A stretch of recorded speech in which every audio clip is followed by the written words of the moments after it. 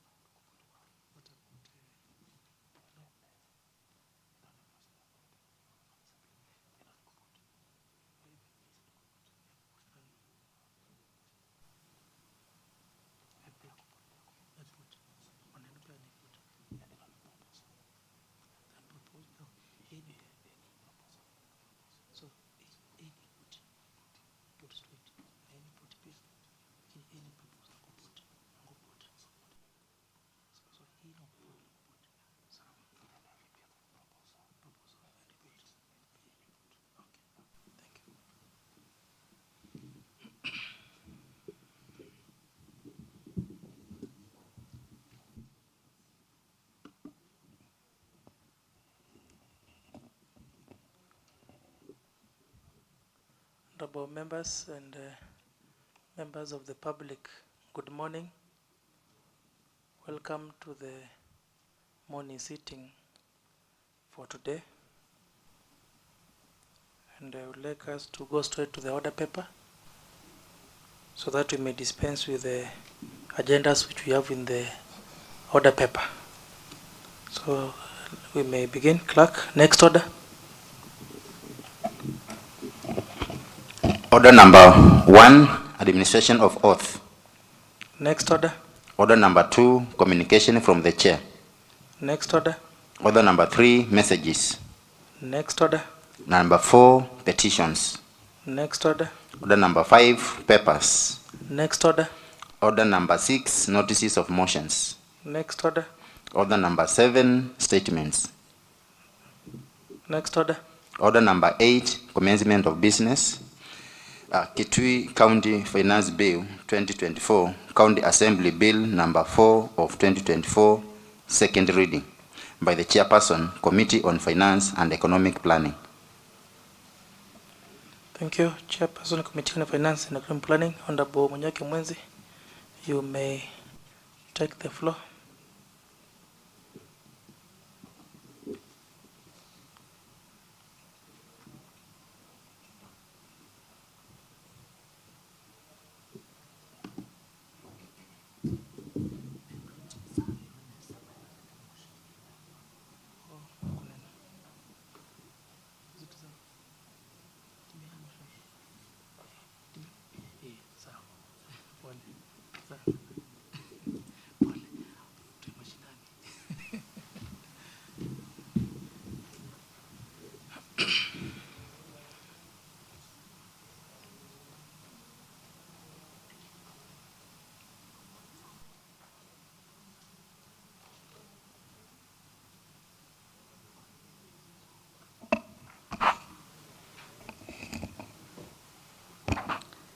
Thank you, Honorable Speaker. I apologize, I was consulting the Speaker. Apologies accepted. You may proceed. Thank you, Mr. Speaker. Kitui County Finance Bill 2024, County Assembly Bill number 4 of 2024, second reading, that pursuant to the provisions of Standing Order number 121-1, the Kitui County Finance Bill 2024, County Assembly Bill number 4 of 2024 be now read a second time. Mr. Speaker, allow me to go straight to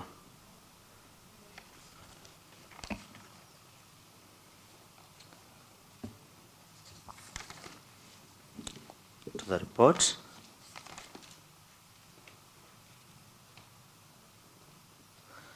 On acknowledgement, page 5, the committee extends our appreciation to the Office of the Speaker and that of the Clerk of the County Assembly for the support and facilitation accorded to her in the execution of its mandate and the opportunity accorded to its members to develop this report.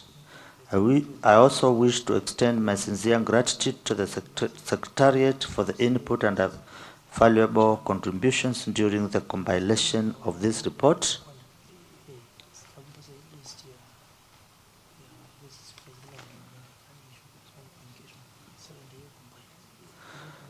Background.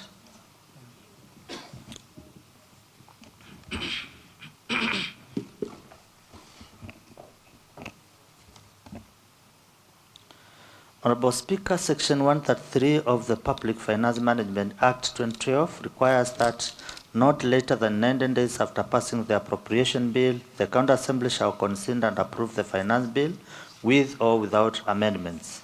Further, County Assembly of Kitui Standing Orders number 110 on the introduction of the bills to the Assembly in subsection 6 provides that a bill shall be signed by the member in charge of it and shall be introduced by way of first reading in accordance with the Standing Order number 119, first reading of bills.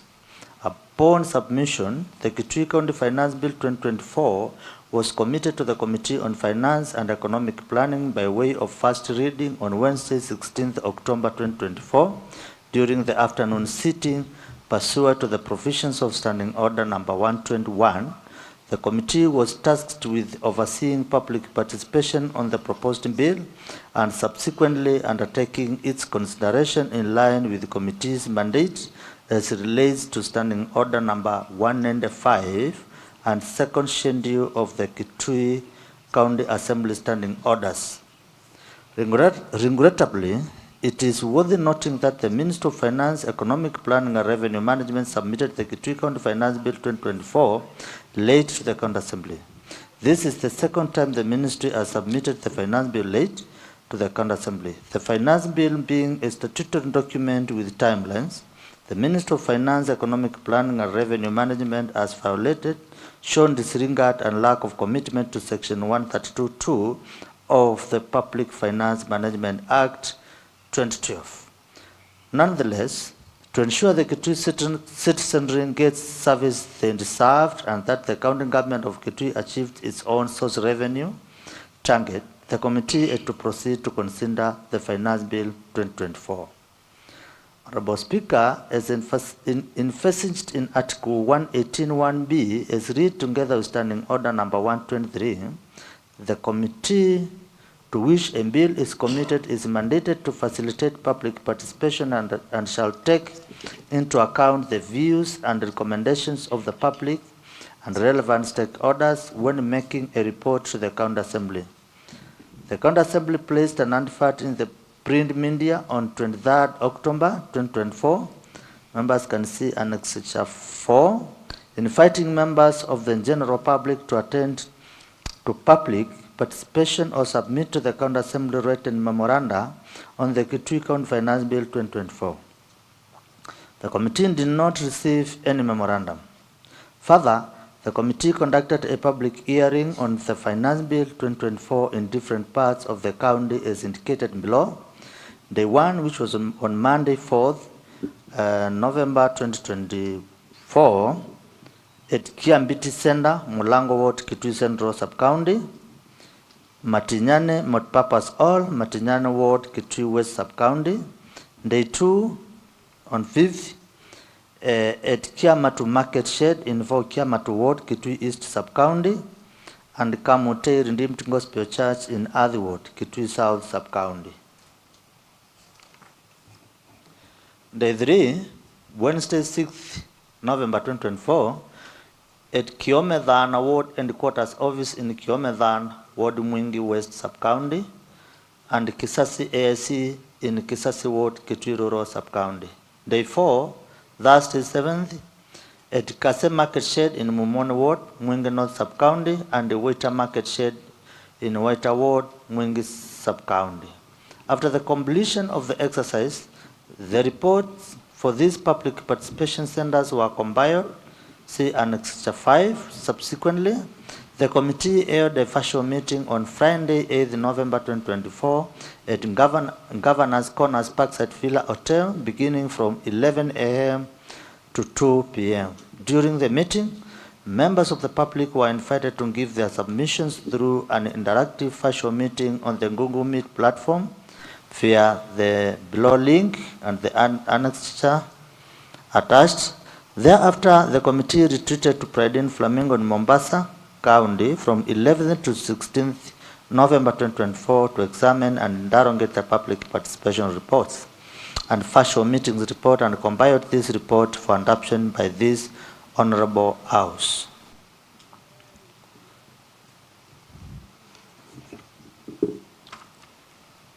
Allow me, Mr. Speaker, to go to general findings because the document is really huge. Yes, please proceed.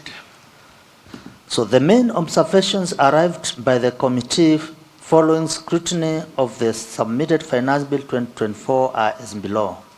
On pages 54, 55, and 56 under fees for mechanical and technical services, the financial year has erroneously been captured as 2023-2024 instead of 2024-2025.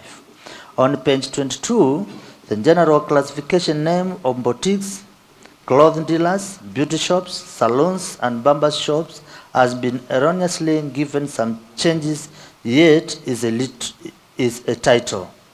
Some of the codes in the submitted summary of changes and that of the submitted bill do not match. There have been irregular pharmaceutical and non-pharmaceutical supplies leading to drug stockouts within many health facilities. This has made it difficult for the public to access affordable health services, and subsequently, facilities lose clientele to private sector. This translates to the loss of revenue for the county. The county government has not put in place stringent measures to ensure checks and balances on possible revenue loss through the non-issuance of automated receipts.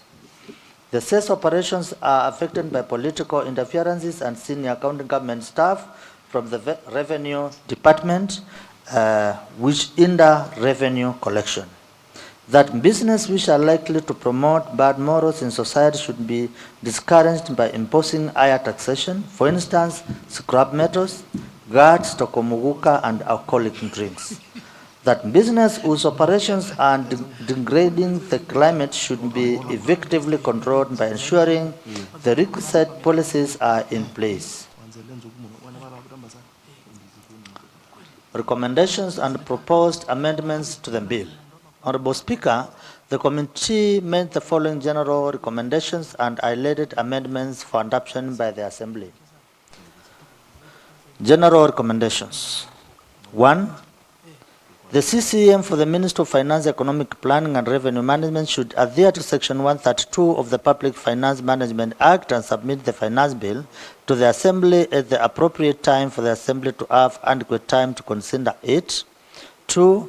Moving forward, the Committee on Finance and Economic Planning through the Office of the Honorable Speaker shall no longer consider statutory documents that are submitted late to Assembly by the sector ministry. 3. The county government should facilitate and extend the legislation of the Public Participation Law. This would be necessary to cure the anxiety of the members of the public over how the activity is being conducted by both arms of the government. Number 4, for the county to realize the projected revenue and to safeguard the administration and collection of revenue, the enabling legislations and policies, for instance, the Revenue Administration Bill must be urgently drafted and fully approved. The Ministry of Trade, Industry, MSMEs, Innovation and Cooperatives must ensure an immediate and consistent upgrade of market facilities across the county to address the shortcoming in revenue collection arising from the same. The County Treasury, in consultation with the County Assembly, should put in place tax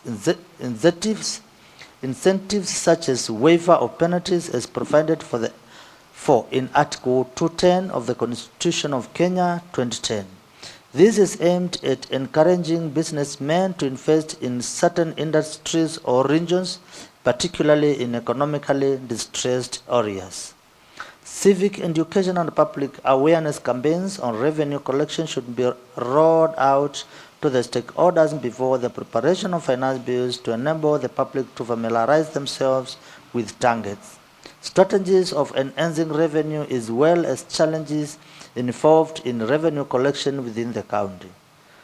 Number 8, that the finance bill should include a column that compares previous license changes with the proposed changes and enabling the public to assess changes in fees more easily. That the County Assembly should enhance the oversight role. The committees should conduct oversight roles with vigor to ensure budget compliance by the line departments. This will curb any instance of funds deviation. Number 10, that collection of sand and charcoal sales should be domiciled at the Ministry of Energy, Environment, Forestry, Natural and Mineral Resources. This will enable the ministry to develop mechanisms and strategies for the sealing of the revenue leakages. For the county to achieve its projected revenue targets, the committee recommends that the Office of the Governor fast-track the formulation of county inspectorate, the compliance and enforcement bill as soon as practically possible. The inspectorate unit is crucial as it will carry out monitoring and implementation of all county regulations and other acts which are within its competencies, thus ensuring there is ease in the management of the prosecutorial process in the county. The county government of Kitui should fully integrate e-government technology to increase efficiency, as more clients will be able to access more service without necessarily going to government premises, thus boosting revenue collection. Recognizing that the previous county government had established various industries, key among them Kwaki Louis Stone Crusher and Kitui Food Industries, amongst others, the committee take cognizance of the fact that since financial year 2022-2023, these entities are no longer operational. The committee recommends that the relevant committee for trade, industry, ICT and cooperatives to investigate the status of the above industries and compile a report for adoption by the House. B. Proposed specific amendments to the bill. Honorable Speaker, Standing Order number 123 requires consideration of any bill in the Committee of the Whole County Assembly to observe a given sequence. It in the earlier stage, in considering a bill in committee, the various parts thereof shall be considered in the following sequence. A. Clauses as printed, excluding the clauses providing for the citation of the bill, the commencement, if any, and the interpretation. B. New clauses. C. Schedules. D. New schedules. E. Interpretation. F. Preamble, if any, or long title. And G. Clauses providing for the citation of the bill and the commencement. In adherence to the above sequence, the committee makes the following specific recommendations as a recommendation to the Finance Bill 2024. Clauses without amendments. Clauses 2, 3, 4, 5, 6, 7, 8, 9, 10, 11, 12, and 13. That clauses 2, 3, 4, 5, 6, 7, 8, 9, 10, 11, 12, and 13 as printed be part of the bill. Schedules without amendments. That the second schedule of the bill as printed be the second schedule to the bill. Schedules with amendment. That amend the first schedule of the bill as contained in the table below. Schedule 1, taxes, charges, fees, and rates. Trained licenses and permits. The schedule is below. Maybe you can guide me, Speaker, if you have to go through it, or members who go through the schedule. Okay, you can just summarize. Yes, thank you, Mr. Speaker. Yes. Minister of Agriculture and Livestock, Machinery and Workshop Services, Transport and Farm Planning. The schedule is below, Mr. Speaker. I think members can read for themselves. Yes. Long title, that the long title of the bill is printed to be the title to the bill. Clause 1, short title and commencement. That clause 1 of the bill is printed be part of the bill. Honorable Speaker, the committee finally recommends that all other provisions of the bill as contained in the first schedule be adopted as printed and be part of the bill. 9. Justification for the committee's recommendations on the schedules. Honorable Speaker, the committee and the following justification informing the proposed amendments to the first schedule. 1. The charges for scrap metals were increased by 1,000 across all the economic zones. The increase is aimed at discouraging illegal metal trade and theft, widespread issue of affecting infrastructure and security. 2. The reduction for plowing and replowing new old land, weight rate changes from Kenya shillings 2,500 to Kenya shillings 2,000 per acre. This will make the services available to more farmers, thus boosting agricultural productivity in the county. The committee unbundled the revenue streams on sunsets per trip for local commercial use in order to expand the county's tax base. Conclusion. Finally, on behalf of our colleagues, we would like to assure this House that the recommendations presented in this report will go a long way in guaranteeing that our county meets the set projections by authorizing the collection of the stipulated taxes, charges, fees, and rates for the financial year 2024-2025 and addressing the challenges experienced over time. It is our pleasant duty to present the report on the Kitui County Finance Bill 2024 and its recommendation to this House for consideration and adoption. Mr. Speaker, as you can see on Annex 1, the adoption of the report, honorable members of this committee are signed for the adoption, Mr. Speaker. Only 2 honorable members who did not sign, Mr. Speaker. But the majority of the members assented to this bill, Mr. Speaker. Mr. Speaker, this is a finance bill.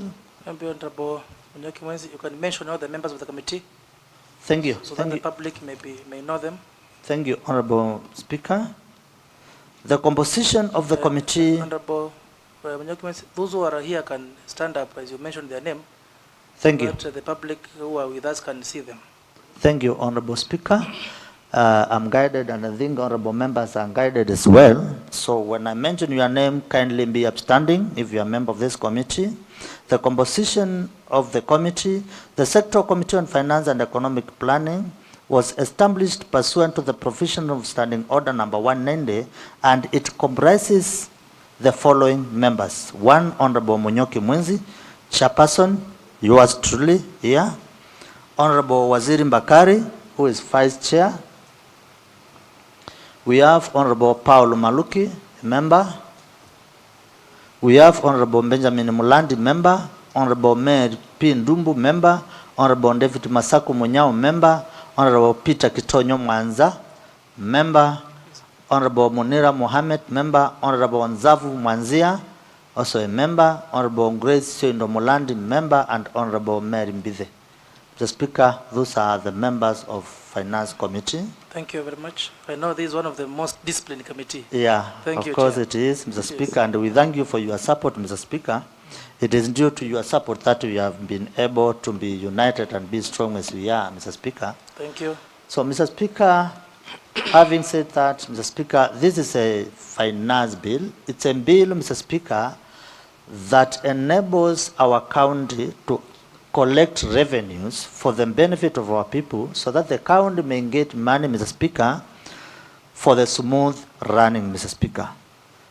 Our people have been charged, Mr. Speaker, and Mr. Speaker, during the preparation of this finance bill, we got an opportunity to interact with them, Mr. Speaker, and these are the views of the honorable members. They are annexures on whatever they commended, Mr. Speaker. This committee has just compiled the oral report from the first show meeting, Mr. Speaker, that we had, and the public participation, Mr. Speaker, that we conducted. Mr. Speaker, we agreed as the committee that those are the changes that needs to be done.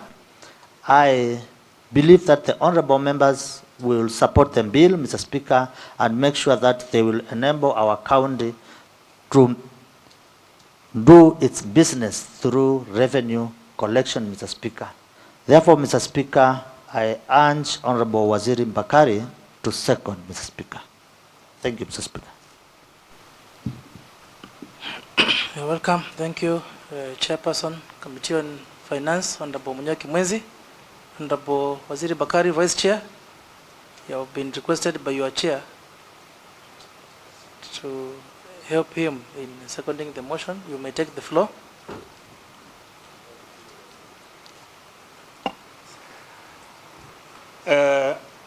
Mheshimiwa Spika, asante sana kwa kunipatia fursa hii, na mimi vile vile nitoe mchango wangu na wakamati.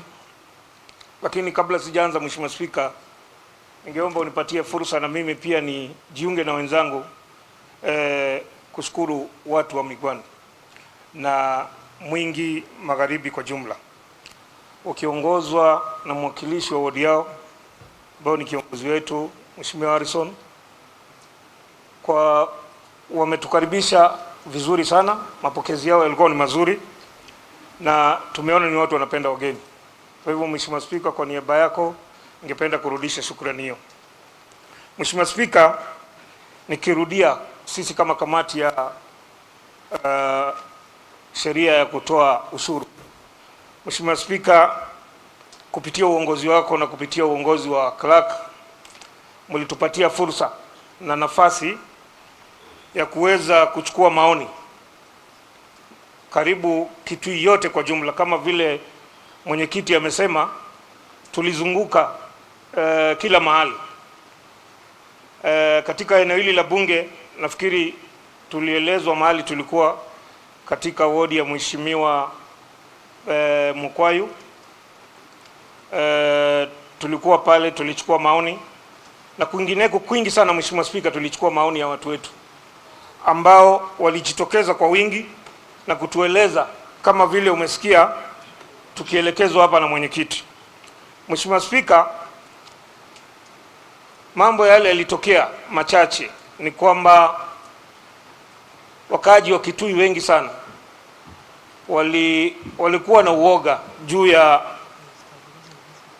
ushuru ambao tulikuwa tunapitisha kama sheria, na walijitokeza na kulalamika kwa mambo mengi ambayo yote hayo Mheshimiwa Spika, kama kamati tulichukua fursa ya kukaa chini na kuangalia mapendekezo yao Mheshimiwa Spika, wakati tulikuwa na nafasi kuwa na kikao, na yote hayo Mheshimiwa Spika, ngoja kidogo Mheshimiwa, ngoja kidogo utengezewe.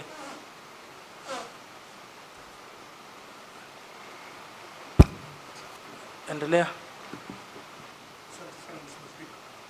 Mheshimiwa Spika,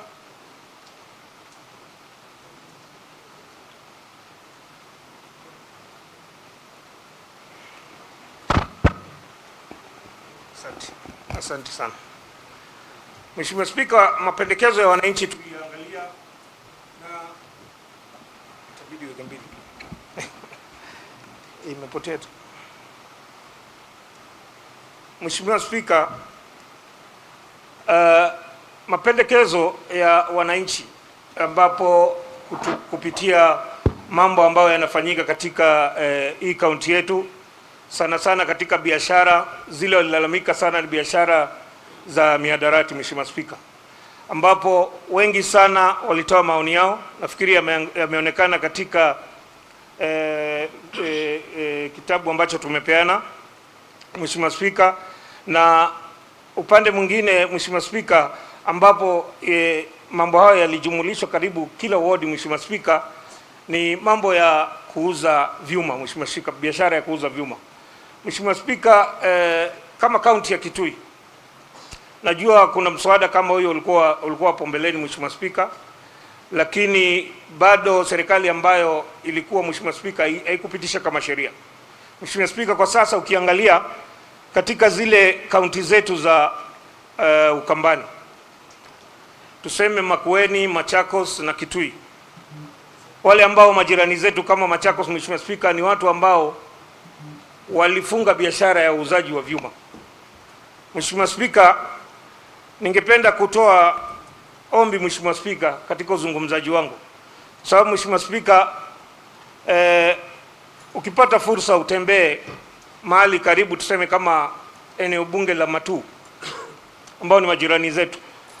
Wodi ya Matu iko karibu na wodi ya Yata kwa Fonza Mheshimiwa Spika. Ni jambo la aibu sana Mheshimiwa Spika kuona wodi kama hiyo ya Matu Mheshimiwa Spika, hakuna duka ambalo linauza biashara ya vyuma, lakini wengi ambao ni wakaaji wa Machakos Mheshimiwa Spika, kulingana na wananchi vile walitueleza, ni kwamba wakaaji wa Machakos wanakuja katika eneo letu la wakilishi bunge ama katika kaunti ya Kitui na kukodi maduka na kufanya biashara hiyo ambayo wengi wanasema inaleta hasara sana. Na Mheshimiwa Spika, mabango, magari, vitu vingi ambavyo vinatengenezwa na vyuma Mheshimiwa Spika, vimeweza kuchukuliwa na kuja kufanywa biashara. Kwa hivyo Mheshimiwa Spika, ningependa pia kupitia ofisi yako na pia sisi kama wawakilishi wa wadi utupatie changamoto Mheshimiwa Spika, na sisi tuweze kuiga wenzetu, tuweze kufunga hiyo biashara, ndio wasione ni kama sisi tunaruhusu ambao biashara ambao si halali, na sisi tunajaribu kuipatia ruhusa iendelee. Mheshimiwa Spika, kwa upande mwingine Mheshimiwa Spika, tuliweza kupanua utoaji wa ushuru na kuangalia hali vile iko kwa sasa Mheshimiwa Spika. Hali ni ngumu ya kimaisha, na tuliweza kujali wananchi kwa jumla katika kaunti ya Kitui, kwa sababu ukiangalia upande wa matibabu Mheshimiwa Spika, upande wa biashara na pia upande wa kilimo Mheshimiwa Spika, kama sasa ni wakati wa mvua Mheshimiwa Spika, wakulima wengi wanahitaji gari ambazo zinatumika kutayarisha mashamba Mheshimiwa Spika, na ile ada ambayo ilikuwa imewekwa pale kama sheria Mheshimiwa Spika, na kuangalia hali vile iko kwa sasa uchumi wetu, na pia kuangalia upande wa siasa ambao ndio Mheshimiwa Spika imetupatia fursa ya kuwa hapa na hichi kikao Mheshimiwa Spika, tulijaribu na kuangalia, tumejaribu kuteremsha ada ziwe kiwango cha chini, ndiposa wananchi wetu waweze kutekeleza na mazingira yetu yawe mazuri. Kwa hayo machache Mheshimiwa Spika, ningependa kuunga mkono na kusahilisha sheria hii na kuiunga mkono Mheshimiwa Spika. Asante sana. Thank you very much, Honorable Waziri Bakari, for seconding the motion. And I have heard you. I indeed challenge all of us to find a way of coming with a law on this issue of scrap metal. Because if our sister county, Machakos, seems to have banned it, but in our county, it is actually very rampant. I think it's good that as legislators, we come up with the necessary laws on this issue of scrap metal. So, Honorable Waziri Bakari, I have heard you loud and clear, and I'm sure our colleagues have also heard you. Thank you very much for your input.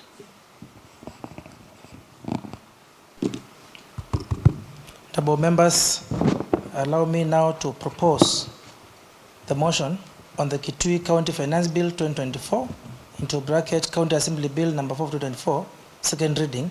Motion moved by the chairperson, Committee on Finance and Economic Planning, Honorable Munyoki Mwenzi, and seconded by the vice chairperson of the same committee, Honorable Waziri Bakari, that pursuant to the provisions of Standing Order number 121, Substanding Order number 1, the Kitui County Finance Bill 2024 into bracket County Assembly Bill number 4 2024 be now read a second time. The motion and the report of the committee is as read by the chair, and I will now open the floor for any debate by honorable members. Thank you very much.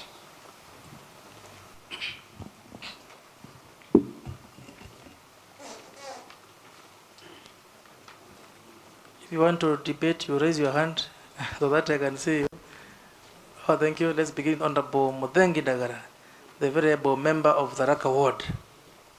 Welcome, and the Deputy Majority Chief Whip. Is there any communication from the Whip's desk? Yesterday there was a message from the Whip's desk. What about today? You may take the floor. Asante sana Bwana Spika. Hakuna ujumbe kutoka kwa wanaitwa viranja wa Bunge. Naona tuko sawa. Na kwa hivyo Bwana Spika, nataka nikushukuru sana kwa jinsi ambavyo mambo yanasonga.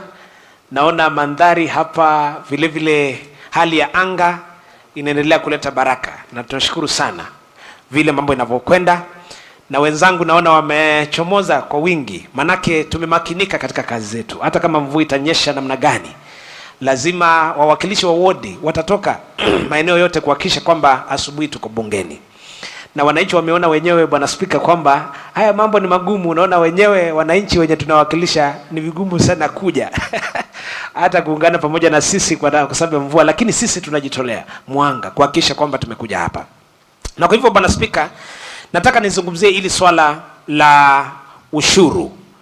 Manake swala la ushuru ikifikia kwamba hapa Kenya kwa sasa watu wanazungumzia mambo ya ushuru, inakuwa kwamba watu wanaanza kufikiria mambo mengine. Manake tunajua kwamba katika bunge kuu ilileta sintofahamu kubwa sana humu nchini. Pale wananchi na vijana wa Gen Z walisema kwamba wataki wa Kenya watoze ushuru kuliko ilivyo kawaida. Na kwa hivyo wakavamia bunge na mambo yalifanyika kule mpaka wabunge wanatoroshwa na yale magari ya ambulance. Lakini kama bunge nashukuru sana, manake Bwana Spika uliweza kufuatilia taratibu na kaida zote kuhakikisha kwamba hii finance bill ambayo imeletwa katika bunge mbele yetu, lazima tuende kwa wananchi kwanza tuwaulize maswali. Na naamini Bwana Spika, nataka niseme kwamba maoni ya wananchi ambayo mwenyewe uliandaa yalikuwa ni maoni mazuri sana, ama ilikuwa ni mikutano mizuri sana kuweza kuuliza wananchi kwamba je, hii ushuru ambayo imependekezwa na serikali mtaweza kutoa ama mtaweza kutoa? Na naamini wananchi walitoa maoni, na nashukuru sana mwenyekiti wa kamati hii ya fedha Bwana Munyoki Mwenzi ambaye ni jirani wangu, manake wameweka ripoti nzuri sana na mapendekezo ambayo Bwana Spika nimeona wameweka katika huu waraka ambao wameleta hapa mbele. Ni maoni mazuri sana ambayo yameambatanisha kabisa na yale maoni wananchi wenyewe walisema. Manake katiba inasema lazima sauti ya mwananchi iwe kubwa zaidi kuliko hata ya serikali. Na kwa hivyo tunashukuru sana kwa vile ambavyo mliweza kufanya. Najua kwamba kidogo kuna baadhi ya vitengo ambavyo viliongeza ushuru. Manake Bwana Spika, kuna kauli mbiu ambayo ilikuwa inatumika na serikali nyakati za zamani kwamba kulipa ushuru ni kujitegemea. Na kwa kweli kaunti yetu ya Kitui lazima tukubali kwamba tunahitaji ushuru ndiposa tuweze kuunda miundo msingi ya kaunti yetu na maendeleo yaweze kupatikana. Manake Waswahili wanasema ukipanda pantosha utavuna pankwisha. Na basi ukitaka kuinama, ukitaka cha mvunguni pia lazima uiname. Na kwa hivyo tukitaka maendeleo vile vile lazima wananchi waweze kuingia kwa mifukoni kidogo kidogo, waweze kulipia zile huduma kidogo kidogo ambazo serikali inapatiana. Kwa mfano tunazungumzia masuala ya barabara, tunazungumzia masuala ya hospitali kwa zetu ziende vizuri. Kwa hivyo ni ushuru. Na kwa hivyo vile vile serikali nao tukipatia wananchi wakipeana ushuru, lazima kuna haki vile vile ya wananchi kupata huduma. Na kwa hivyo nikimalizia Bwana Spika niseme kuna vitengo fulani ambavyo tuliona ni vizuri viongeze ushuru, na manake ushuru uwe una mambo mawili. Ushuru wakati mwingine unatumika kama kidhibiti mwendo, kuweza kudhibiti biashara zingine ambazo kwa namna moja ama nyingine zinaumiza wananchi. Kwa mfano ni wananchi wenyewe walisema kwamba biashara ya muguka na biashara ya miraa imedhalilisha vijana wengi sana, na vijana wengi wakawa mbumbumbu, wengine wakakoa mazuzu, hawezi kuwajibikia familia zao Bwana Spika. Na hasa kina mama. Unamaanisha aje kuwajibika kivipi? Nasema kwamba familia zetu, unajua lazima kwamba vijana waweze kuwajibikia familia. Wazee wetu wakitoka wakituweka sisi wanaamini progression ama kuendeleza jamii, lazima wewe kama kijana uendeleza jamii na upate na watoto pale, ndiposa familia yenu iweze kuendelea. Na kwa hivyo kama hiyo inakatika, huo msururu wa progression inakatika, kwa nikikoti kwa lugha ya Kizungu, basi inakuwa ni vigumu sana familia zetu kuweza kuendelea.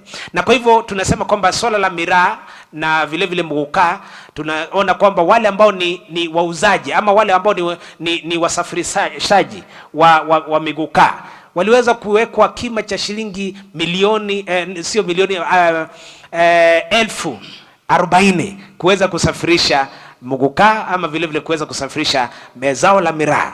Na vile vile wale ambao ni wauzaji pale sokoni kila siku mtu wa kutoza ushuru akifika pale lazima apewe shilingi 500. Manake tunahitaji kuona kwamba ile tabia haienei zaidi. Vile vile nashukuru sana vile vile hata kamati imeangazia swala la wauzaji wa hizi chuma. Mara nyingi Bwana Spika, ukiangalia hata kwa nyumba yako ukikaa mbali kidogo utapata mlango wa chuma umeenda. Manake hii biashara imekuwa imeleta kizungumkuti. Tunajua kwamba hata pipeline yetu ya maji mara nyingi hiyo yote inaharibiwa na wale watu ambao ni wauzaji wa chuma, na ndio maana ushuru vile vile umekwenda pale. Lakini Bwana Spika, nilikuwa nauliza manake kuna ushuru niliona ni mwingi zaidi, na labda kwenda mbele tutaangazia swala hilo. Kuna hii nguvu ya kutumia jua, mwanga wa kutumia jua ambao mnaita solar. Kuna wale wauzaji wa hizi Sun Kings na solar zingine zinajulikana kama D-light na vitu kama zile. Wale watu wanasaidia sana aswa yale maeneo ambayo hayana stima. Na kwa hivyo wale watu wakiongeza ushuru zaidi, inamaanisha watu wetu waendelee kukaa kwa giza. Na kwa hivyo ndio swala ambalo hata wananchi wenyewe walisema kwamba lazima liangaziwe, ndiposa wale wauzaji wa zile taa wasije wakatoza ushuru zaidi, kuweza kuhakikisha kwamba tumepeleka mwanga hata kwa vijiji vyetu ambavyo havina kawi kutoka kwa serikali. Na kwa hivyo Bwana Spika, nashukuru sana kwa ajili ya hilo, na mimi naunga mkono mapendekezo ambayo mwenyekiti wa kamati hii ameyapendekeza, na kama wawakilishi tutaendelea kuwatetea kila wakati kuhakikisha kwamba serikali haijadhalilisha mwananchi katika masuala hilo. La mwisho kabisa Bwana Spika ni kusema kile ambacho kinaleta shida sana ni vile serikali inakusanya ushuru. Imekuwa kwamba kuna watu wanameza ushuru wananchi wanatoa, lakini haufikii serikali ndiposa watu wapate huduma. Na kwa hivyo lile jambo ambalo tunafaa kuangazia na hii kamati sasa inafaa kuangalia ni kwamba utekelezaji wa hii sheria unakuwa namna gani, na pesa iweze kufikia treasury yetu, na pesa iweze kufanya kazi. Tunajua hata mimi ni mwenyekiti, ni mmoja wa watu ambao wako kamati ya kuangalia serikali inatumia fedha namna gani. Ile kamati inajulikana kama PAC committee. Na tunajua kwamba kuna hata watoza ushuru, wakusanyaji ushuru waliweza kuenda nyumbani na kima cha shilingi milioni 11 za wananchi. Na hao watu tayari wanafanya kazi hata katika idara zetu. Na tulikuwa tunauliza maswali, ni kwa nini jambo hilo linafanyika?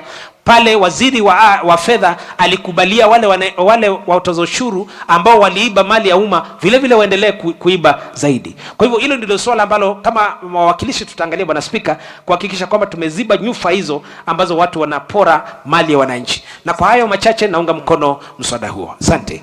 Thank you very much, Honorable Muthengi Dagara. To my members, if I give you a chance, please try to use at most 2 minutes so that most of us can get a chance to contribute. Dagara, you have used a lot of time. I hope you borrowed a few minutes from your whip, majority whip. Yeah, but the other members, please, let's use at most 2 minutes. The next person is Honorable Deputy Speaker, Honorable Christopher Nzilu Nzioka. Please take the floor.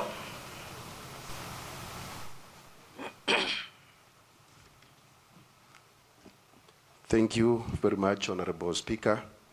For the publics, I'm Christopher Nzilu, member for Changuidia West Ward, which is in Kitui Central Sub-County.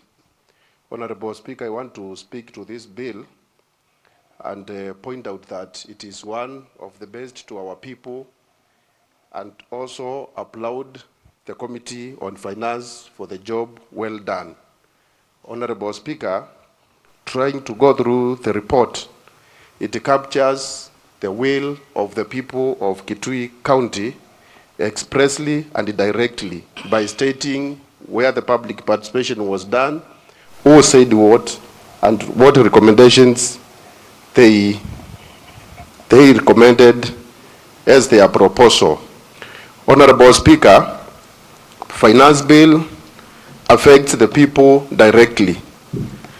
Finance Bill, Honorable Speaker, it also enhances the county government to move forward because it collects revenue to be used in bettering the lives of the people. And therefore, there is always a thin balance because it should not be punitive. So as much as it intends to collect revenue to better the people's lives, it also should not be punitive to the people. And that is what the Assembly, through the Committee on Finance and also the Sectoral Committee, did by going around collecting views. I commend the committee for factoring in the proposals and suggestions by the members of public, especially when you look at the report on the agriculture sector, where the plowing charges were 2,500, they lowered it to 2,000 after factoring in the will and wishes and proposals of the people. Honorable Speaker, looking at the report, people, especially women of Kitui County, wanted the Mirror stroke card license increased, and I can see the committee did factor that. It also went to the health sector under the Committee of Health, and looking at the proposed 3,000 per bed per night, the committee struck a balance and brought it to 1,500. As far as we intend to collect revenue, Mr. Speaker, sir, we also have a duty to protect the people whom we serve. So, Honorable Speaker, I support the finance bill as it has been tabled in the Assembly because of the reasons aforesaid. Thank you very much, Honorable Speaker. Thank you very much, Honorable Deputy Speaker, for being brief and for your input. Honorable Kasinga, I think I saw your hand was up.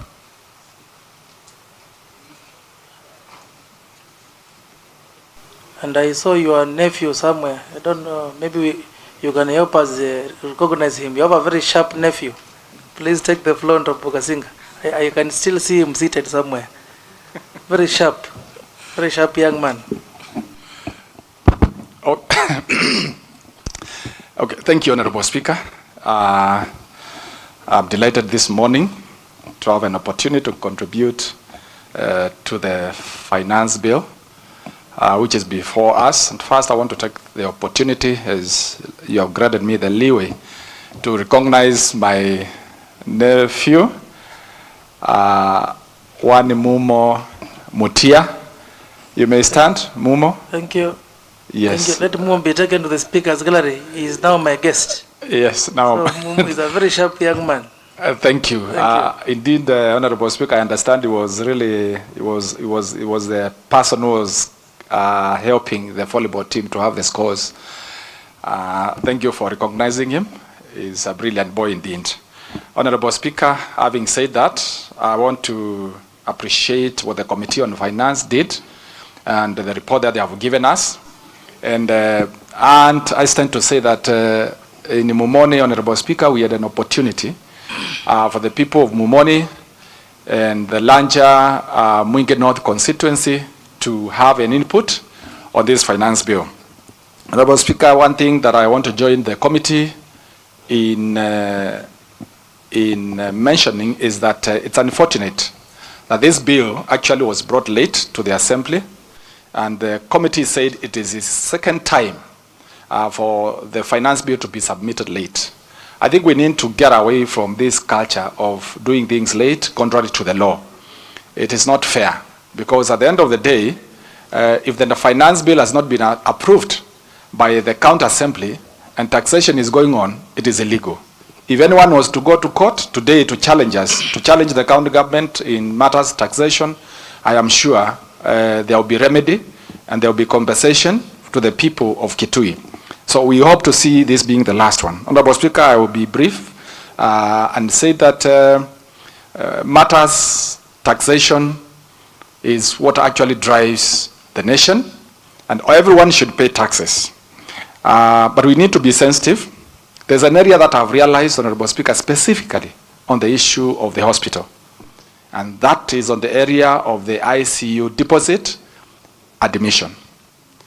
Honestly, Honorable Speaker, if we look at the kind of people who go and who are attended in these hospitals, in our hospitals, that is Kitui, Rivaro, Mwingi, Migwani, and let's talk about all these hospitals we have in Kitui.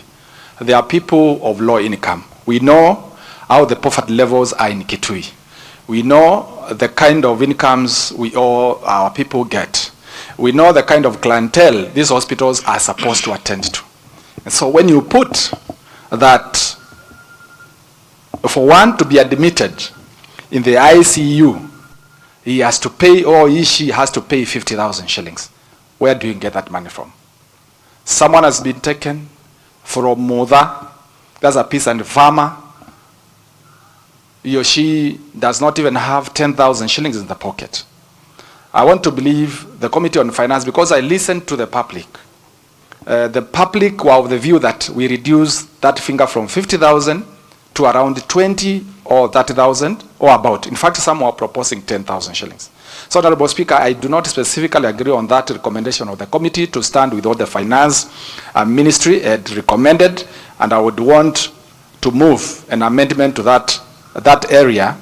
I bring an amendment, if I be allowed, so that we can reduce it to maybe about 20 or 30,000 shillings. And I believe where we are today, the people are resonating well with that kind of recommendation that I'm having. Otherwise, the committee did a good job, Honorable Speaker. I will not speak on the things that have been spoken on. The reduction of the flying V from 2,500 to 2,000 is actually a commendable job, just like the other charges that have been reduced. But I will hasten to agree with my colleague, Honorable Ndagara, that we need also to encourage the issue of solar lighting in our county. Most of the houses, the homes we have, is actually through solar. And we need to ensure that our people get enough light, because we don't have enough electricity. We don't have the, Kenya Power has not connected us. More so, Kitui County so much. The coverage is little. So if we could also think on the side of reducing the charges for solar lighting, it'd be a good thing. Otherwise, Honorable Speaker, thank you for the opportunity. And I believe the people of Migwani are having the first taste of what actually it is to deal with the taxes, and I hope that we are going to live to the expectations and the people of Kitui. Thank you, sir. Thank you very much, Honorable Tetas Munyoge Kasinga, for your input, and I'm sure Our other colleagues have heard you on the amendment which you would have wished that it is within the report. I'm sure being a ranking member, you know the procedure of doing an amendment. So if that time comes, I will of course consider your amendment. Honorable Paul Maluki will be next, and then Honorable Alphonse Mukoyo, in that order. Honorable Paul. Thank you, Honorable Paul, a member for Kwamudwangi Ward, and also a member of the Speakers panel. Thank you, Mr. Speaker, for this opportunity. I want to be brief and say, Mr. Speaker, I rise to support the bill as has been moved by the chairperson. And Speaker, I want to challenge our colleagues. The Committee of Finance and Economic Planning did a good job. At times, we had to consult and to get view of what is happening in other counties that are surrounding Kitui. More so, that issue that Honorable Titus Kasinga has said on the admission at the ICU, Mr. Speaker. You see now, Mr. Speaker, this deposit we are talking about, it is very expensive to have a patient at the ICU. The charges on daily charges, Mr. Speaker, not unless we want to do populist politics to please the masses, and then when you are in the ICU, your patient won't be attended because of lack of some services, Mr. Speaker. 50,000 is part of what will be paid once the patient is out of the hospital, Mr. Speaker. Therefore, Mr. Speaker, we must be genuine. I know we are having members of public here, and they want to hear what we are doing, Mr. Speaker, but I want to commend the committee.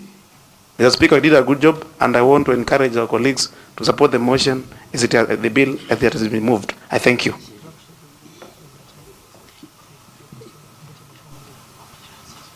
Thank you, Honorable Paul Maluki, a member of the Finance Committee. You did a good job. Honorable Alphonse Mukoyo Musimi, member for Kiomedhan Award. I request you use this other side so that most of the public are on the other side, so that you address them accordingly. Thank you, Honorable Alphonse. Thank you, Mr. Speaker. I stand to support this motion of the finance bill. And Mr. Speaker, before I proceed, on your speaker's gallery, we have one assistant chief from Chomedhan Award, Kanya sublocation. Mr. Speaker, I request that you recognize him. He is one young man who has just been recruited into the national government, and at one time he wanted to be an MC here. So, Mr. Speaker, I request that you request Mr. Mutua, who is from Kanya sublocation. Mr. Speaker, I was saying that when I was coming here, yes, I brought one of my assistant chiefs. Oh, okay. He's seated in your gallery, and he wasn't time wanted to be an MC here. Oh. But now he's in uniform, so I'm lucky I'm not going to have an opponent very soon. Mr. Speaker, you can recognize Mr. Mutua. Thank you. Thank you. I will recognize him accordingly. Thank you very much. Thank you, Mr. Speaker. Mr. Speaker, I stand to support this good report by the Finance Committee. Mr. Speaker, the Finance Bill or the Finance Act, whether at the country level or at the county level, is what forms what we call the on-source revenue. Mr. Speaker, we have been making these good bills. My fear is the enforcement capability of our county. A good example, we have put a very good levy on the Muguka transportation and dealing, the people dealing in this. Mr. Speaker, the vehicles that supply Muguka, they move at the speed of a bullet. I wonder whether our county government of Kitui has any capacity, because even the national police, they never arrest those. So how shall we enforce that collection of that revenue? Mr. Speaker, the other issue is that we have passed the Sun Bill, and up to now it has not been made operational. We could be making a lot of money. Mr. Speaker, that's my fear. Otherwise, if we were to implement this finance bill, and I urge the County Assembly Committee that is in charge of the implementation to check that these finance bills are implemented. Mr. Speaker, I own a plot in my locality as Town Court Dhitani. And those plots, we are supposed to be paying what we call the land rent and land rates. Since the time I started owning this plot, I've never seen any member of the county government of Kitui coming to tell me that your your land rent and land rates are due. In Nairobi, when you are given such land and you last 2 years without developing, actually the government repossesses it. Otherwise, in Kitui, we have a lot of money which we should be getting from land. And equally, there are so many other areas. During the time when we used to have the county council, I could see people coming to shops, telling the shop owners, you have not paid this rent, you have not paid this license. Today, we have no such people. Mr. Speaker, we really need to create enforcement, a team. Our children, our people want employment. And this is one area we can create big jobs. Otherwise, if we implement this and we are serious, we'll make a lot of money in Kitui. Lastly, Mr. Speaker, I fear about the leakages of the revenue. If you go to the market, people just collect money. You don't know whether they surrender it to the government, like what Honorable Dagara said. Right now, we have record of people who actually stole from the public. And it's very shaming to hear somebody say, these are our people, and we leave thieves still collecting rent. That will not be good, Mr. Speaker.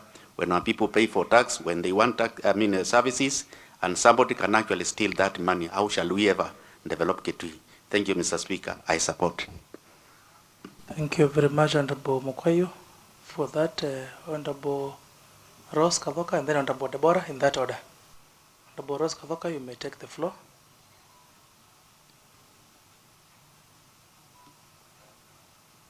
Honorable Mokwayo, I agree with you. It is unfortunate that our people have no issue with revenue collection. The issue they have is how money is collected, and then now it is misused or even stolen by those who are collecting it. So that's a very good message. Honorable Rose. Thank you, Mr. Speaker, for giving me this opportunity to support this finance bill. Mr. Speaker, we went round to listen to our people, to take views from our people. And what I learned from Mwingi North, especially Mumoni where we went, people are very keen on this revenue. People are very keen on this finance bill. The questions which were being asked, everybody was asking a question depending on the department or what she does. Like the saloonist, the people do machinery, the people with computer businesses. So people are very keen on this finance bill. People are ready to pay.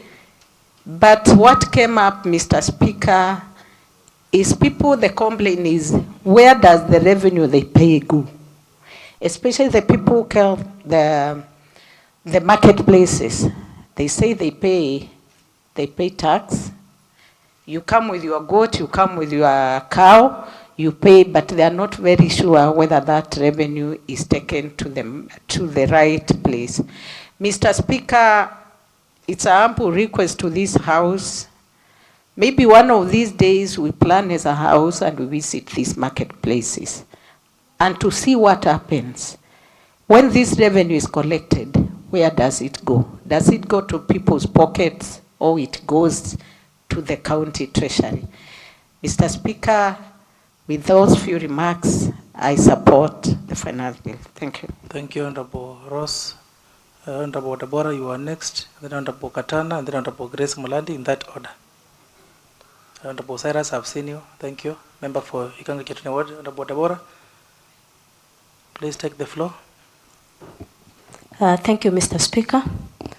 Mr. Speaker, before I support the finance bill, allow me to appreciate my chair for JLAC. It's long since I saw him, so it's good to see him in the House today. Are you loyal to your chair? Yes, I'm loyal. Thank you. Very loyal to my chair, and we do good work with him. Mr. Speaker, I stand to appreciate the committee and congratulate them for the good work that they did, especially on the lorries for the sand. Mr. Speaker, at some point we went with the Environment Committee to Makueni County, and we saw how Makueni, they are managing their sand. And at that point, we came up with her bill for the Sant bill, of which I would also request our implementation committee to be careful and follow up about the Sant bill that we passed on its implementation. I would like to appreciate the committee for the increment they have done in the lorries carrying the sand from our county, because sand is like, if I can say, hot cake in our county. So I would appreciate the good thing that they did, because, Speaker, at some point we went to the cess points where those lorries pass. And you'll see a lorry coming with a receipt of 1,000, which it was even so hard to recognize if this receipt is genuine or not genuine.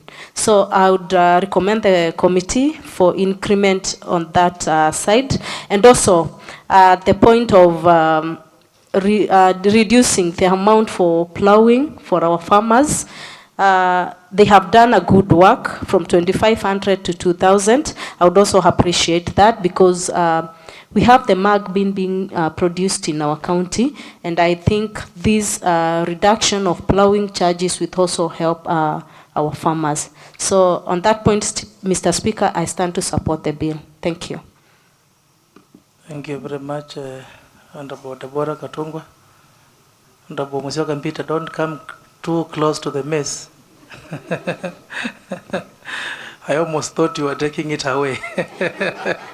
Sergeant, at times you have to be alert. Thank you very much. Honorable Stephen Katana. Honorable Musyoka Mpita wanted us to recognize his presence. We recognize you, Honorable Musyoka Mpita, the youngest MCA member from Zambani Ward. Honorable Katana, you may take the floor. Thank you, Mr. Speaker, for this opportunity you've given to me. And I stand to support the motion. I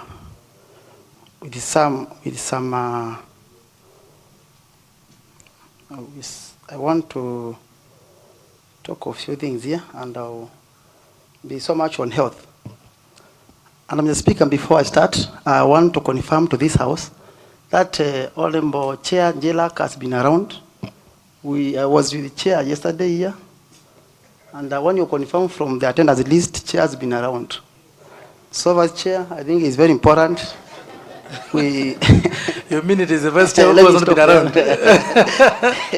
There's a point of order by Honorable Deborah. Yes, stop at that point. Give her a microphone to speak from where she is. Give her a microphone. Honorable Katana, you know, a member must, Honorable Deborah has a right of reply. Well. Yes, Honorable Deborah, what is it?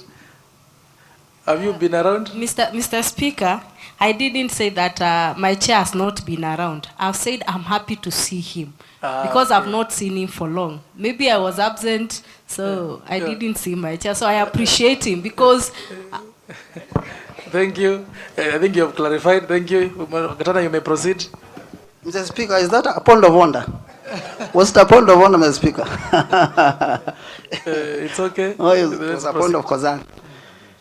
So, Mr. Speaker, about this bill, I think our members, we took time and went around collecting views from the public or from our people. And I've also gone through this report of Finance Committee, and then you appreciate the chair and the committee of doing a very good work for the people of Kitui County. And I want it to be remembered, the issue of finance bill, it has been there, and the people of Kenya, Kitui included, now they understand what is finance bill. It is this bill, Mr. Speaker, about the finance bill, which awakens the Gen Z, and they started understanding exactly what is finance bill. And I attended a forum in Mashinani and other places, Chomedana, and as part of all this concern, people are talking of this issue of ICU. You know, when you are going to be taken to ICU, it means that you are not aware exactly where you are. And your people are also confused. And if you are going to say, for you to be admitted, or your person to be admitted to ICU, you are supposed to pay 50,000 as a deposit. In fact, we are punishing our people. The way Kasinga from Mumoni Wanda has talked, we need amendment of this issue of ICU. I'm a medical professional, Mr. Speaker, and understand matters of health. I'm practicing, Mr. Speaker, and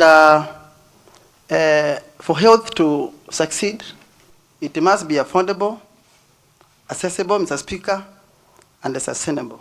So it is not going well to the people of Kitui County if when our people are sick and extremely sick and they have to be admitted in ICU, they are demanding to pay 50,000 before their particulars are even taken. So Finance Committee is very important, you look at that. Mr. Speaker, issue of finance, it is... Honorable Katana, maybe Chair Finance can quickly respond to that issue, because I think what I was told is that it's a depot, is a security. Yeah, you confirm that there is a security of 50,000. Must somebody pay? Honorable Chair, you can come here, Chair Finance. Must somebody pay the 50,000 before they are admitted? Because it's good for our people to also be very. We have to be very clear on that one. Yes. You can use the other one.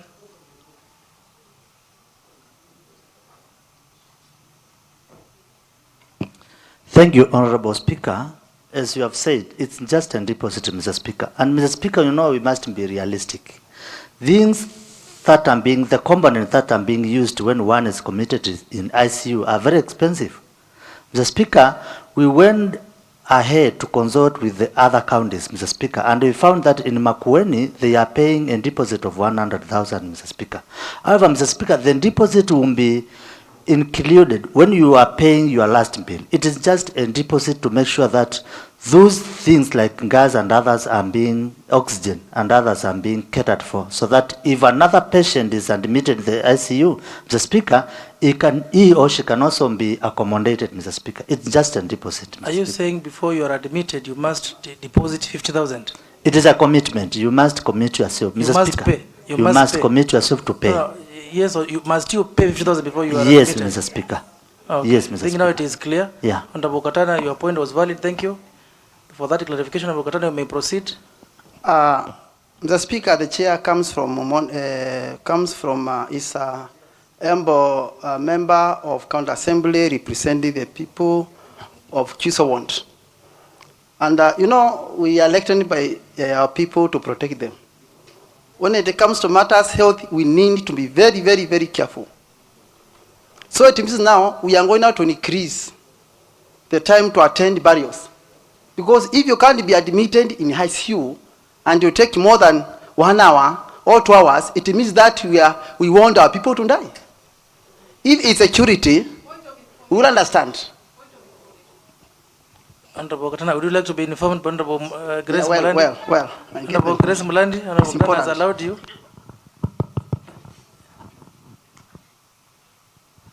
Thank you, Mr. Speaker, sir.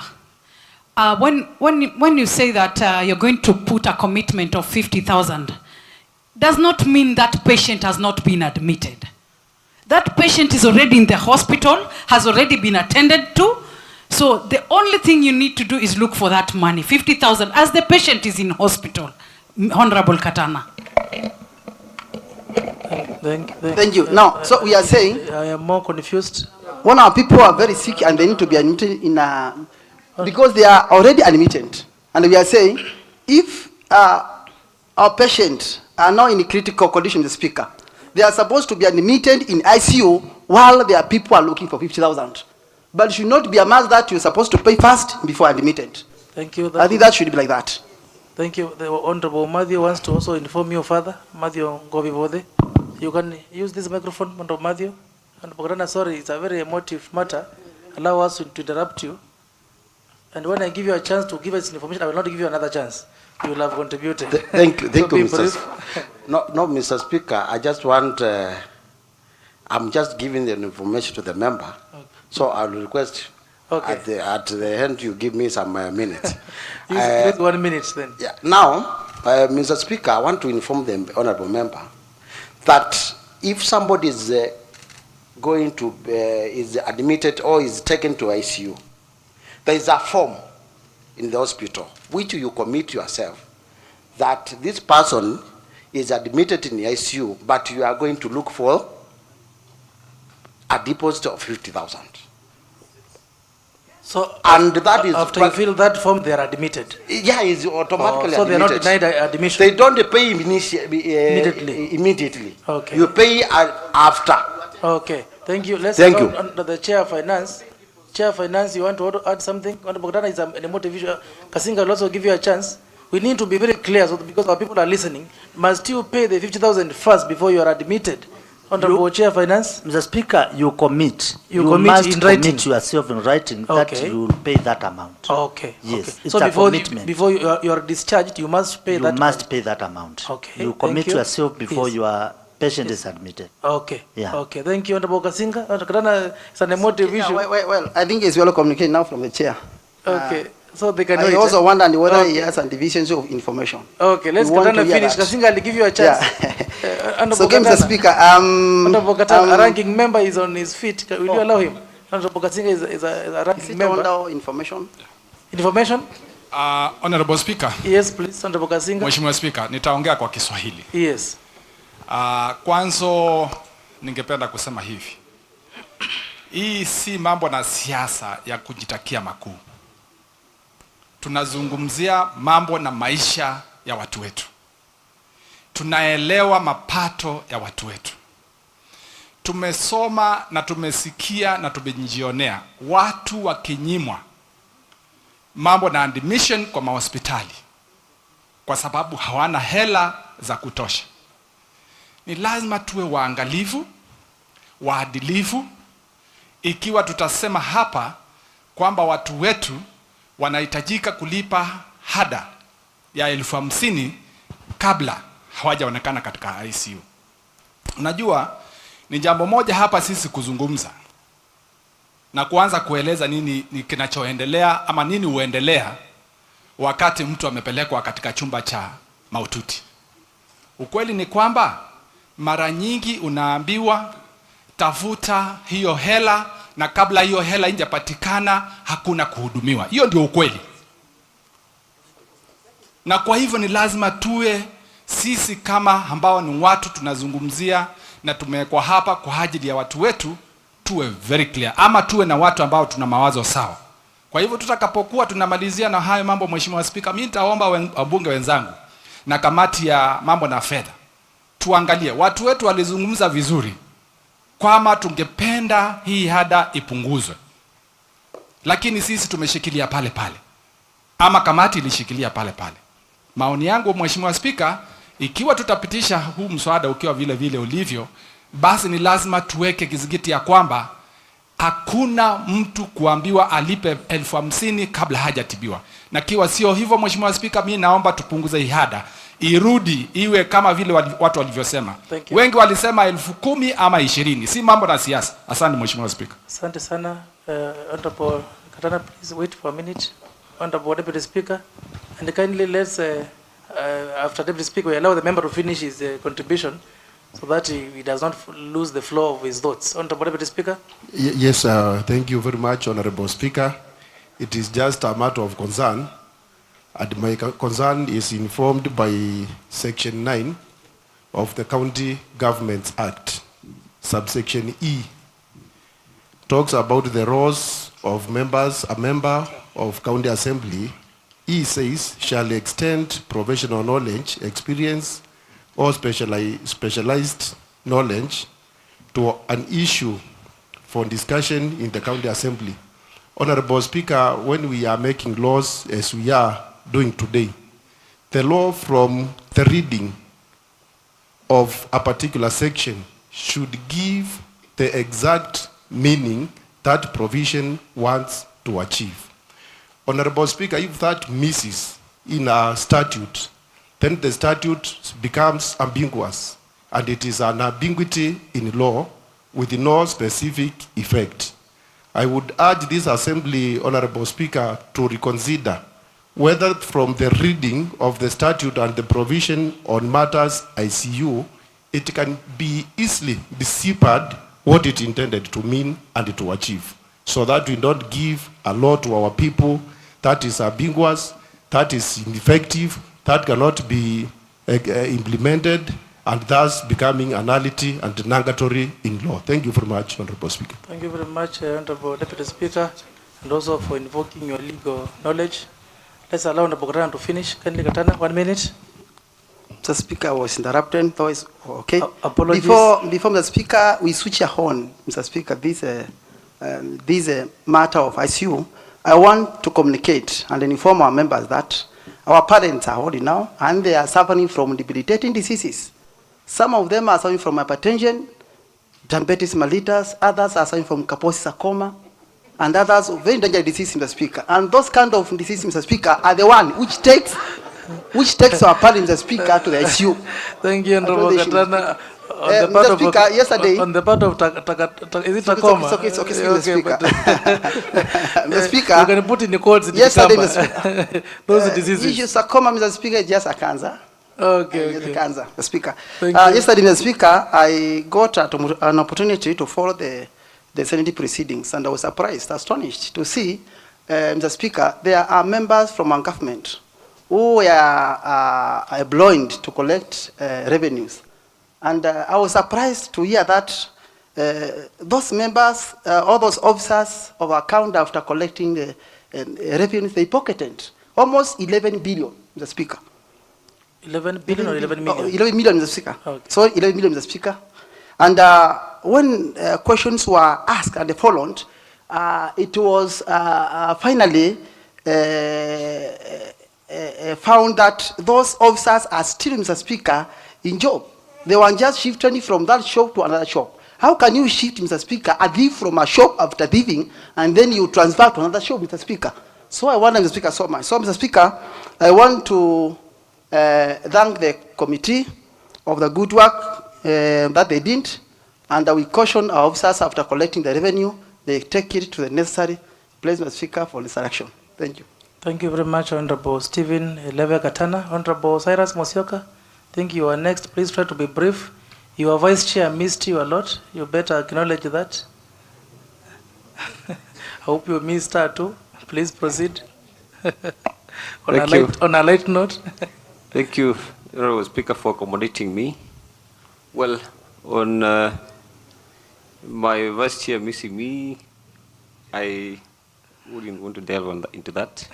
I've been around, she has been absent, but it's well. I'll get time and we get to interact with her. Honorable Speaker, I rise to support the motion, and my grounds for support are that it's looking into issues that are directly affecting our people, like the issue of plowing.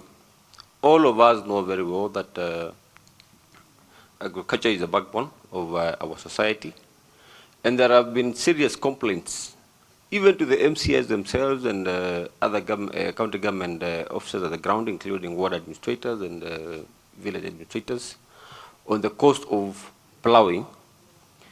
And I welcome the proposal that lowers it from 2,500 to 2,000 shillings. That will be will make it possible for more people to be able to access the plowing tractors, and we get to do something positive towards our agriculture, which is our backbone. On the issue of the solar lights that have also been reduced for the vendors, I support the same and want to raise an issue that a member has raised here on the revenue leakages. We know very well of what happened on Monday when our people were at the Senate from the Finance Ministry. And also the governor. And also the governor himself. Yes. It is high time as an assembly that we make sure that we protect the revenue that we collect, because revenue leakages where we lose up to a point of 11 million shillings are a serious problem, and we really need to voice and be heard as an assembly into matters of revenue, because the issue of revenue is very emotive and very contentious. And as the honorable member here, the Honorable Katana, has indicated, we also what happened with the Gen Z movement in this republic when the executive, the national government brought in the finance bill. So it is paramount and important for us to be sensitive on matters of revenue. Yes, we are collecting the revenue, but how are we using the revenue, and is the whole revenue collected getting utilized for the benefit of our people, and are people getting the value for the revenue collected? So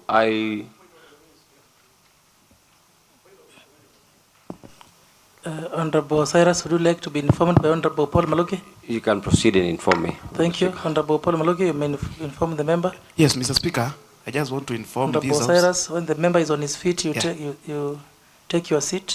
Yeah, Mr. Thank Speaker. You. Yes. I want to inform colleague MCS that this issue of unbanked revenue being used by the DRS, because that matter has been coming as a acknowledged query every time. As a Committee of Public Investment and Accounts Committee, we interrogated the ministry, officials, and Mr. Speaker, soon we'll bring a report here. And Mr. Speaker, I want to urge our members here. Once the report has been brought, a thief is a thief, whether it comes from your ward or from my ward. Let's not play politics of, because Mr. Speaker, we are honorable members, and once we recommend members to be taken, action to be taken on them, you will hear members bringing statement here asking why the so and so has been sacked, and yet, Mr. Speaker, they are the people who are embezzling funds, Mr. Speaker. How come someone who has collected is having more than 1 million, and then that person decides to give himself or herself 1 million as a loan, Mr. Speaker, and then the ministry says, Mr. Speaker, because it's our son, it's our daughter, we can recover money on faces. We must fight this as a united team. I thank you, Mr. Speaker. Thank you, Honorable Paul Maluki, for that information. Honorable Cyrus, please proceed. Thank you, the Honorable Paul Maluki, for the information. Honorable Speaker, the other issue that I want to highlight is the issue of harassment of our people by revenue collectors in our respective wards, in our market centers. You realize that most of the time, those revenue collectors really harass our people. They carry their wares, they carry their kiondos and stuffs that they are selling. So it's good that they be humane and collect revenue in a decent manner and stop the harassment that has been witnessed across our markets and the 40 wards of this county. The last one, Honorable Speaker, is for the Committee on Finance to look into the issues that revolve around automation of revenue collection and make it a priority. And after it is after automation that we will avoid and get rid of issues to do with theft of revenue and leakages.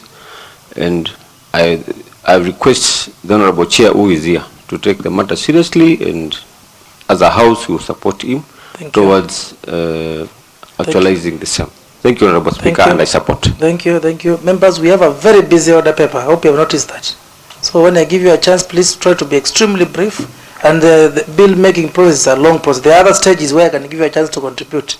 So I will allow very few, maybe Honorable Mulandi, Honorable Matthew, Honorable Frida, and then Honorable Sami, and then the majority leader will finish.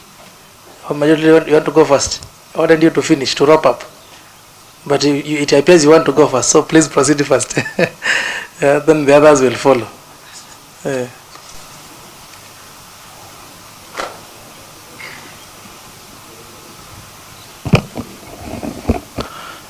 Thank you, Honorable Speaker, for this opportunity.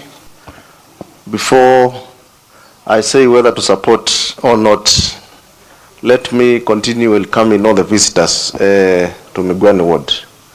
Honorable Speaker, if you allow me, I will also want to introduce my better half, the First Lady for Migwani Ward. I think she can stand up and wave the congregation. Thank you very much for introducing your better half. She must be better than you.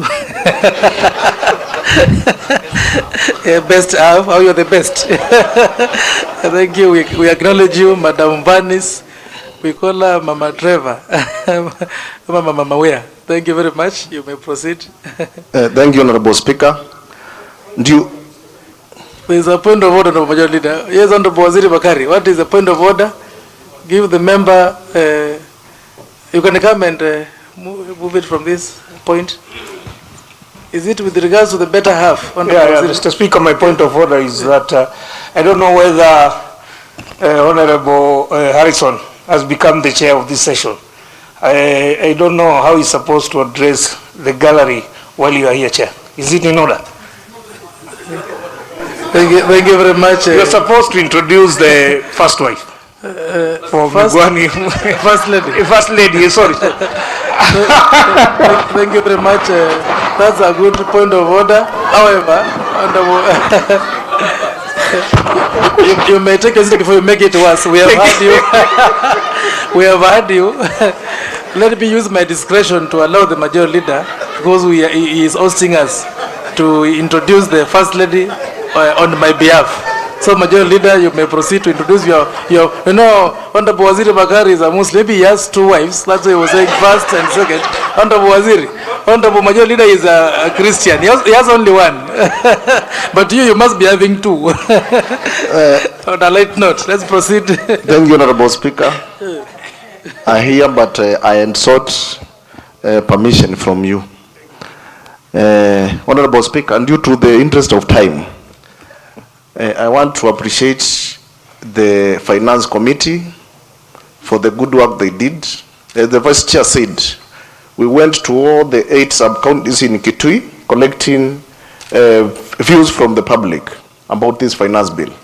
And I'm happy that most of them have been incorporated in the finance bill. What I want to say is this, Honorable Speaker. In this Department of Finance, not the Finance Committee, our finance department, led by the current minister, we have a serious problem with the finance department. Honorable Speaker, it was projected that Kitui County is supposed to be collecting close to 1.6 billion every financial year. We are way far much below the projection. Honorable Speaker, that does not mean that our people are not paying taxes. They are paying taxes. But the truth of the matter is that when they pay those taxes, the biggest percentage is not banked, as Honorable Maluki has said. So, Honorable Speaker, it is upon the PAC Committee, the Finance Committee, to make sure that the Revenue Collection Department is well streamlined so that we collect what we are supposed to collect. Honorable Speaker, lastly, we also need, after these collections, where these taxes are being collected, those people to feel back for their collections. For example, Honorable Speaker, we went with you to Migwan Level 4 Hospital. I know this hospital generates a lot of taxes, but look at what they get in return. They pay taxes, but in return, they don't get anything. We have so many marketplaces whereby we are collecting these taxes, but in return, if you look at those market centers, they are so much depleted. Honorable Speaker, let our people feel that the taxes they are paying it is also coming back to them, Honorable Speaker. Therefore, I urge, this is our collective responsibility as the County Assembly to make sure that the revenue collection department is well streamlined, so that what the dues which our people give, they can get them back in terms of development. I think we had a clear example when we went to Mombasa, when we had a presentation from the Minister for Finance from Makueni. The way they soothe people, they talk to people on how to pay taxes. I don't think whether harassing our people to pay taxes is the best way to go. Honorable Speaker, I rise to support this report, and I also urge my colleagues, we support this report for the benefit of our people, so that when we collect these taxes can come back and bring development to our area. Thank you, Honorable Speaker.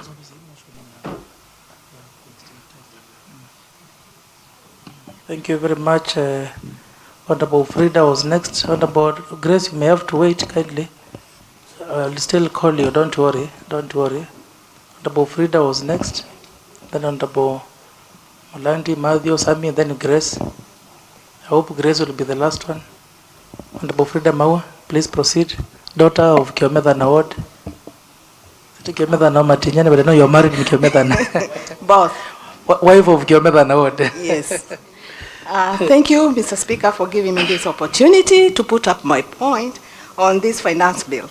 I stand to support it, only that we have another bill, Mr. Speaker, which we are given pressure to pass it in this assembly, which would have also helped us to increase our own source revenue. The bill of sand bill. If the bill of sand bill is implemented, Mr. Speaker, we're going to raise our revenue, and that will make the projects and development of Kitui go high. Another thing I wanted to put across is the finance ministry, they should work properly in making sure that the revenue collected is well accounted for. And also we should put, this house should put forward and make sure that the executive implement every detail that we pass here.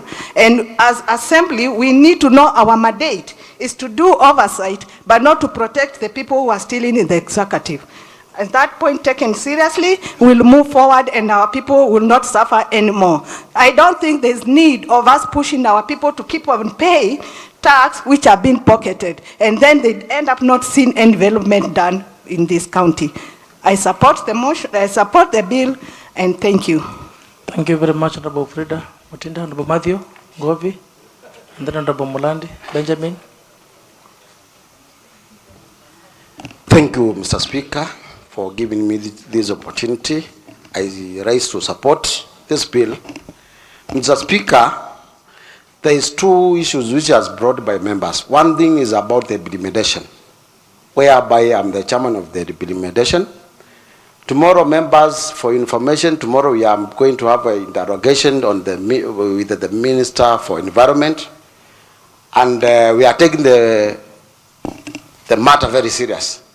And I think tomorrow we are going, within a week, we are going to give you feedback of how far they have gone about the implementation of this that bill of sand bill. The other issue is, Mr. Speaker, this issue of finance, the finance bill is very good. And I know we can make a lot of money in this finance bill as a county government. And it is collective, it is a matter of collective to every member of county executive, because the county government is consists of two arms of government, whereby there is an executive and the county assembly. So, Mr. Speaker, I urge all the members, let us take forefront in making sure that whatever is collected, it goes to the bank. Mr. Speaker, where we mess and where we are, there is a very big mess.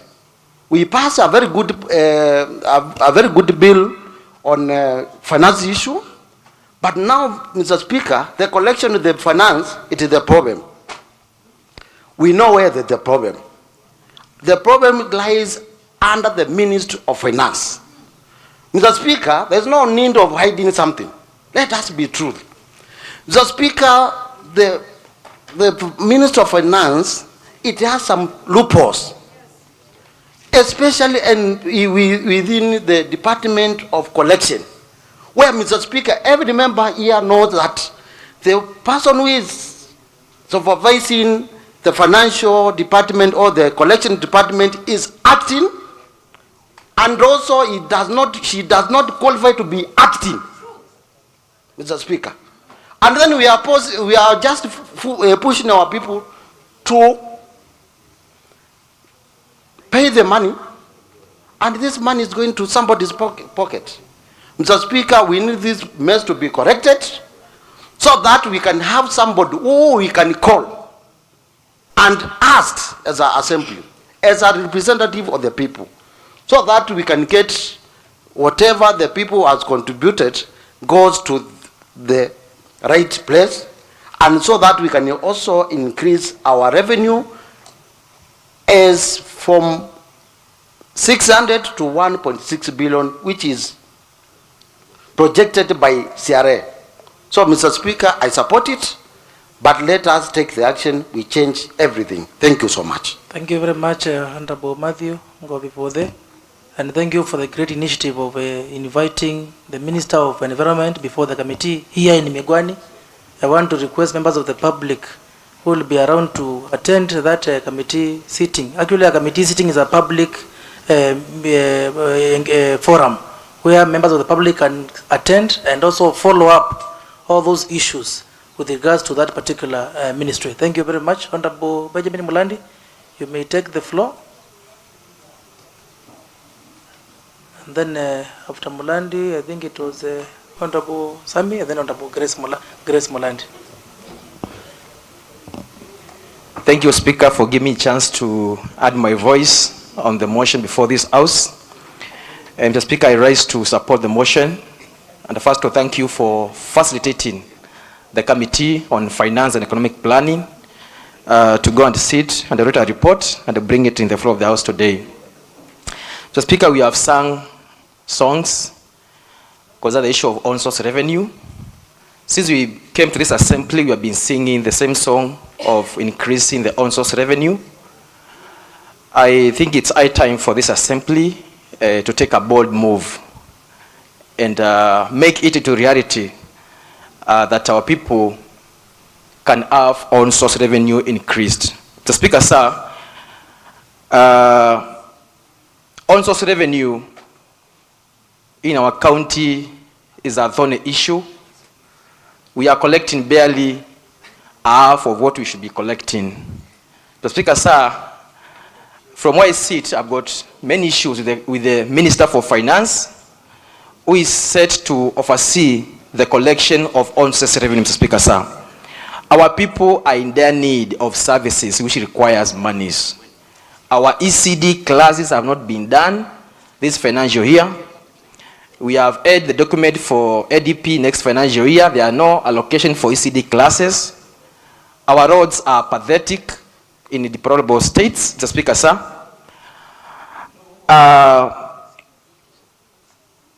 Also, the healthcare system is going down slowly by slowly, Mr. Speaker, sir.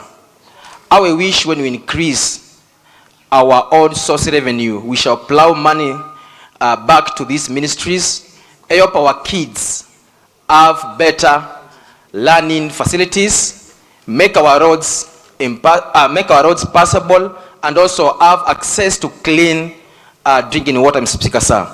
The Speaker, sir, what the noting is that one of the recommendations by the committee where I sit is that we have issued the delayed documents, statutory documents to the committee by the minister. The Speaker, we have tried to interrogate the minister, called him to the committee several times. He has not been appearing to the committee, the Speaker, sir. I wish that the committee stamps authority on this issue of delayed documents to the assembly through your help as the Speaker. Mr. Speaker, sir, for us to have increased on-source revenue, for us to have better roads, for us to have classes built for ECD, tangawizi, the Minister for Finance should work towards increasing our own source revenue, Mr. Speaker, sir. I wish that this honorable house can stop singing one song of increasing own source revenue and act upon the rogue minister who is dragging us behind as account, Mr. Speaker, sir. We are the people's representatives in this assembly. We represent our people. We are here to oversight the county for our people, Mr. Speaker, sir. Mr. Speaker, sir, it's early time for us as assembly to act upon the rogue minister, Mr. Speaker, sir. I wish these members can bravely stand up and fight for the people who elected them. Fighting for the people means kicking out the minister who is not able to perform his duties, Mr. Speaker, sir. We are here as the voices of our people. When I'm here, I stand for the people of Mutonguni Ward. My people need better roads, they need a better healthcare system. For that matter, Mr. Speaker, sir, one Minister for Finance, Peter Kilonzo, must go. For there to be better roads, the minister must go. Honorable. For the committee to be respected, the minister must go. Honorable Mulandi. Honorable Mulandi. Honorable Mulandi. Honorable Mulandi. You are debating on a motion which is not before this house. Kindly, we have heard you. Please stick to the motion on the finance bill. Are you anticipating any other motion, Honorable Mulandi? Thank you, Mr. Speaker, sir. But I will stick to the motion, and it's a non issue to us all, to members of this house, to our people who elected us in our various wards, and it is all rotating on the issue of own source revenue. So, Speaker, I will stick to the motion, but when time comes, let this house act. Thank you. Upon the rogue Minister for Finance and Economic Planning. Thank you, Mr. Speaker, sir. Thank you very much, Member for Mutonguni Ward. We have heard you. Thank you. Thank you. Thank you, Honorable Sami Munyidia. Please take the floor. Please, time is not on our side. Time is not on our side. Please, let's try to be brief.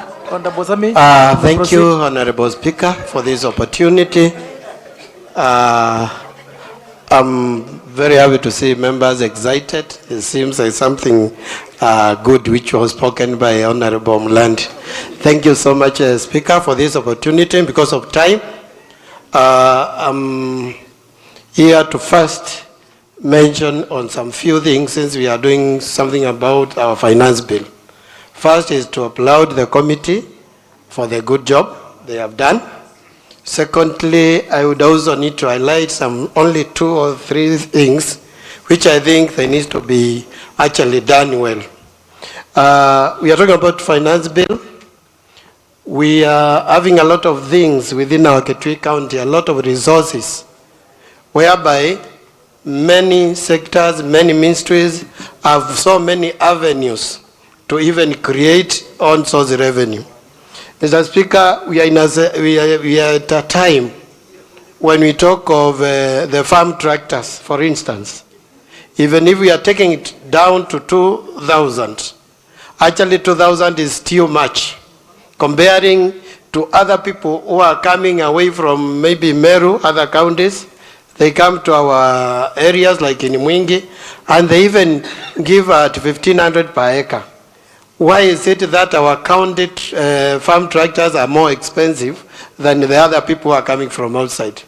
2, I'm still having a problem with this, some of the departments. Go to the Ministry of Agriculture. You will find they have a lot of machineries, the backhoes, which are very, they are not in a yard, they're in the field, yet they don't produce any revenue for this county.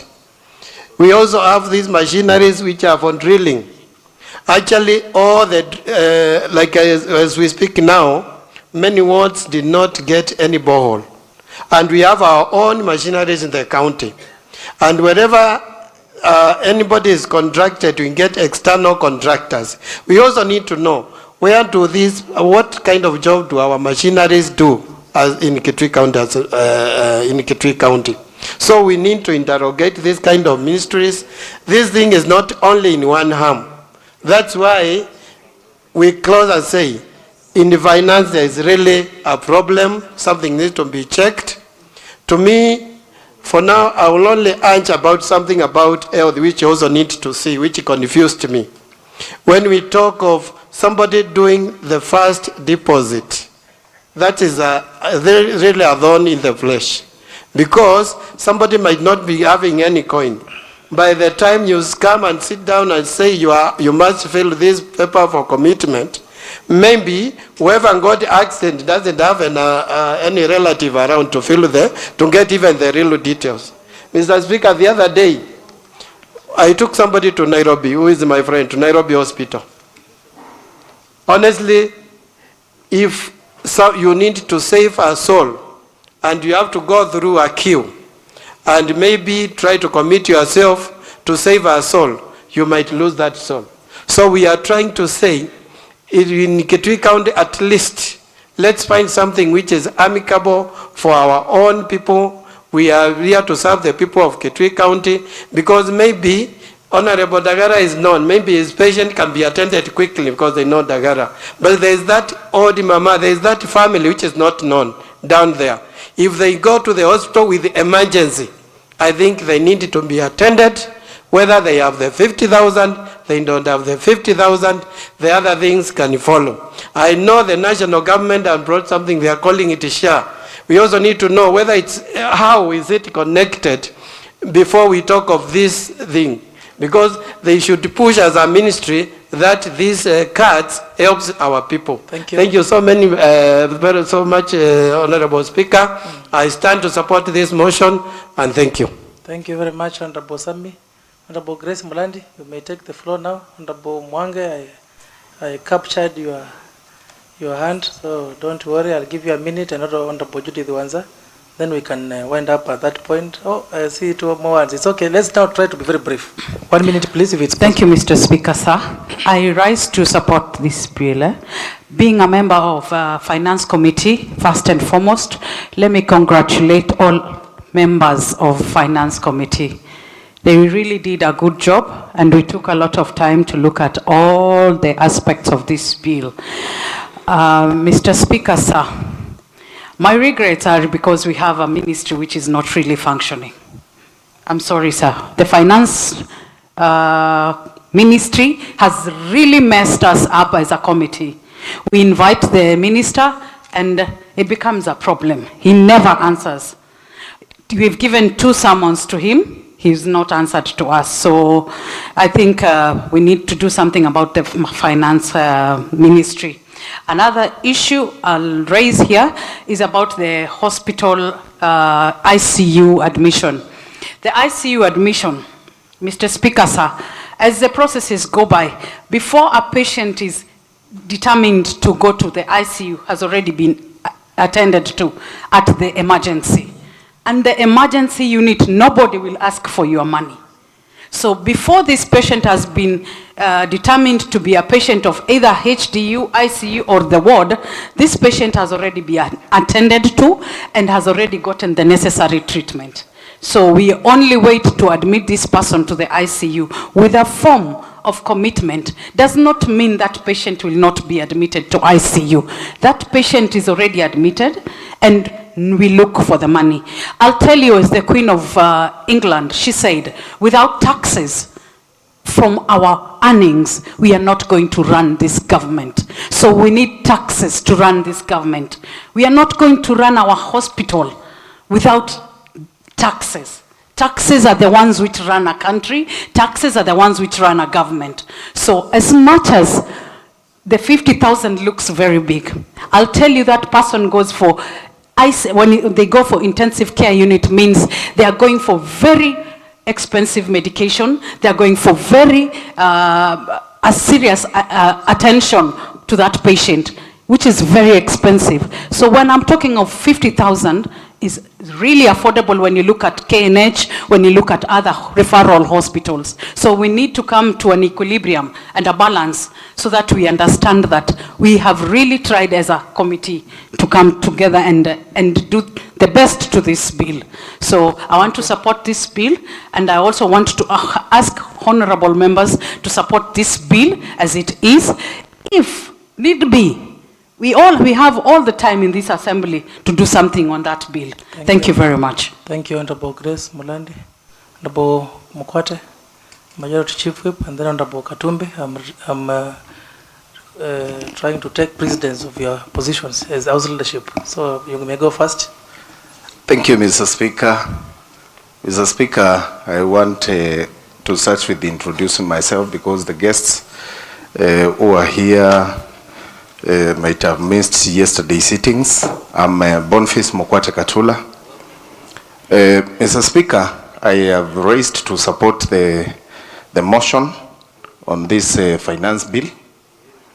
Mr. Speaker, what the committee did was very excellent, and I want to commend them for that. They captured exactly what the community wanted. Mr. Speaker, I have raised also, Mr. Speaker, because in the whole document there is something which is missing. Every ministry every ministry is given a target to raise as the revenue. Mr. Speaker, on roads, Mr. Speaker, we can see our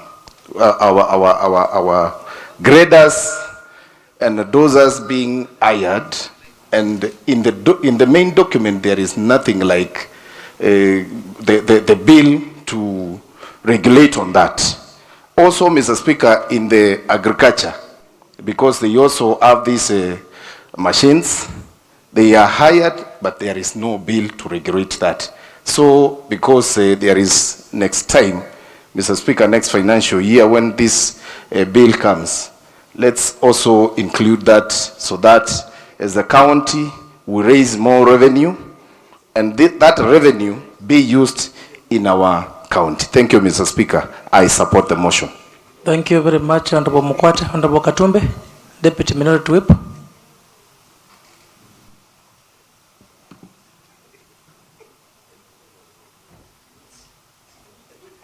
Thank you, Mr. Speaker, sir, for giving me this opportunity to add my voice to this honorable house. Mr. Speaker, for the purpose of the public also to know my name, I'm Boniface Maundo Katumbi, representing Changwithia East Ward and also Deputy Minority Whip in this Kitui County Assembly. Mr. Speaker, I stand to support the motion with one reason, Mr. Speaker. The committee has recommended that the businesses which are likely to promote bad morals in the society should be discouraged by imposing higher taxes, Mr. Speaker. And they have given examples like Mugoka and also scrap metal businesses, Mr. Speaker, also the alcohol business, Mr. Speaker. Mr. Speaker, it is true that scrap metals has become the issue because many young ones or any other people who are not having something to do, they are stealing from our people, or scrap metals, or anything which is in form of metallic, Mr. Speaker, and selling it at a throwaway price, Mr. Speaker. Mr. Speaker, with this point also, I want to urge the committee should have also come up with a recommendation for the county government to set aside areas where these businesses should be transacted. Because, Mr. Speaker, if someone loses something which is metallic, it should be easily it should be easy to search for those metals, Mr. Speaker. Also, the issue of Mugoka, Mr. Speaker, we have seen this business is all over in the market centers. The committee should come up with a policy to identify sites where this Mugoka should be, the business for Mugoka should be done, Mr. Speaker, to avoid encouraging other people in involving themselves to this issue of a drug addict. Mr. Speaker, because of the interest of time, I have heard members of this committee complaining about the Ministry of Finance, Mr. Speaker. Mr. Speaker, by recommendation number 1, they have said the ministry has failed them by delaying this statutory document, which is finance bill, Mr. Speaker. Mr. Speaker, I'm not supporting the executive, Mr. Speaker, but I want to inform this House that this complaint should not have come from the committee, Mr. Speaker, because they are the ones who are concerned with this ministry.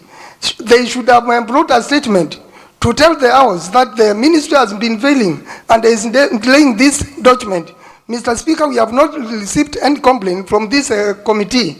So, Mr. Speaker, my recommendation is, as we deal with the Ministry of Finance, that is the minister which has been mentioned, Mr. Speaker, it is also good to deal with the chairman of this finance committee, Mr. Speaker, and also the members, because Mr. Speaker, it is now the high time for the majority whip to look way forward to see whether he can give us a... Honorable Katumbe, there's a point of order about Honorable Mulandi. Honorable Mulandi, you are raising on which point of order? Honorable Mulandi, you can use this microphone.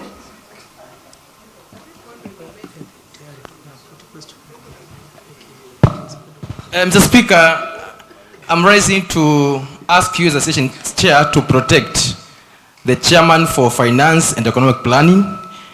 Honorable Maundu is trying to discuss the chair and is not part of the motion. So please protect our chair of finance and economic planning. Thank you. Thank you. Honorable Boniface Maundu, you are a member of the Committee on Powers and Privileges. I'm sure in our sitting tomorrow you may bring that agenda, but not here. In our sitting of the Committee on Powers, you can discuss that issue. But for now, let's stick to the finance bill. Kindly. Thank you, Mr. Chair. But I will say, as English people, you can kill the messenger, but you cannot kill the message. Mr. Speaker, I stand guided, and I support the motion because it is very encouraging. They have done a good work. All the members of the committee. I would ask you to tell them to avoid this issue of game blaming, Mr. Speaker. With those views, I support. Thank you very much, Honorable Katumbe. Honorable Mwange. Members, we have to wind up. Honorable Ngoima, I've seen you. Being a ranking member, I'll give you a chance. I hope we shall reduce contributions in the other part of the bill. Yeah, Honorable Priscilla, I've seen you as well. Honorable Mwange, 1 minute, please. Yeah, thank you. Of Sekuru, thank you, Mr. Speaker, for catching my eye, or for catching your eye. For those who may not have seen or heard my name yesterday, I'm Kimanzi Mwange, member for Sekuru Ward. I want to thank the chair of Finance Committee and his team for doing a good job. They collected views from Wananchi, and I believe what we have as a document is a reflection of what Wananchi told them. However, Mr. Speaker, the elephant in the room is usually revenue leakage. The document is good. It's giving very nice guidelines on how to collect revenue. However, a lot of the revenue that our people collect is either leaked or misappropriated. Sekuru market, which is the largest livestock market in the county, Mr. Speaker, sir, collects between 300 to 400,000 on Thursday, which is a market day. I don't want to speculate, but Mr. Speaker, I have worked for the government, and I do know that most of that money, very little is banked. So there are two things of messing up the revenue. One is omission. Some of the revenue collectors may not collect from particular dealers or traders for their own convenience. Others do collect the money. Mwange, yes, it's sir. good for the House to know that you have been a deputy town administrator. Yes. Mwingi town administration, and you know how things are done. So that's my background, that's where I'm coming from. I also serve in foreign affairs, and I do know how these things are done. Let us see. I know the finance committee, my neighbor and friend, Honorable Munyoke Mwenzi, cannot enforce. He is only giving us very good proposals. So the people that are charged with the duty of enforcing or implementing are the ones that you're going to hold by the neck. So that if our money is collected, let it be utilized, let it be banked. And of course, I want to caution members, cautioning myself as well, if you are to discuss any member, you need to bring a substantive motion on the same. So I would have said something about those that are not enforcing revenue, collection, but let me do that. Let me not do that because I don't have a substantive motion. However, as an assembly, if we do know that anyone is involved in leakage, in gerrymandering with our revenue, we will take action as a house. Thank you. Senior can inform me. Thank you, Honorable Mkoyo. I You have a point of oblige. information, being an elder and also a senior officer in this government, having served in the military. I'm sure you have valuable information to inform the House. Please proceed. Mr. Speaker, thank you so much, and I respect Honorable Mwangi. But I would like to tell him that in life there is something called circumstantial evidence. We can see even if we don't name names. For example, if you all agree that there has been failure, there has been unbanked revenue, and we have a committee that is actually to oversee and supervise that, and now want to get it loose, Mr. Speaker, would be failing. I would like to inform my Honorable Senior that what members are saying, they don't want to slaughter anybody. We are demanding accountability. Thank you, Mr. Speaker. Thank you very much, Honorable Mkoyo. Thank you. 2.5 years on the line. Thank you, Senior. We are still demanding for that accountability. You may proceed, Honorable Mwangi. We can actually conduct lifestyle audits on those that we suspect are up to some mischief. So, Mr. Speaker, I want to support the motion that let us move in the right direction and let us work for our country. Otherwise, we will be very strict on anybody who commits or omits something on revenue. Thank you, Mr. Speaker. And before I go, one time one member referred to another member as an ordinary member in the county assembly. I am the chair of environment and natural resources in this county assembly. Lest you call me an ordinary member. Thank you and God bless. Thank you very much, my able MCA for Seguru ward, where I come from. That is the able chair for environment, not just an ordinary member. Honorable Judy Diwanza, you may take the floor. After Wanza, I think we shall have Honorable Ngoima and then Priscilla, and we finish. Kindly, Honorable members. Honorable Judith, you may proceed. Okay, thank you. Nashukuru Bwana Spika. Kwanza nachukua hii nafasi sababu sikuwa kwa vikao vya juzi na jana.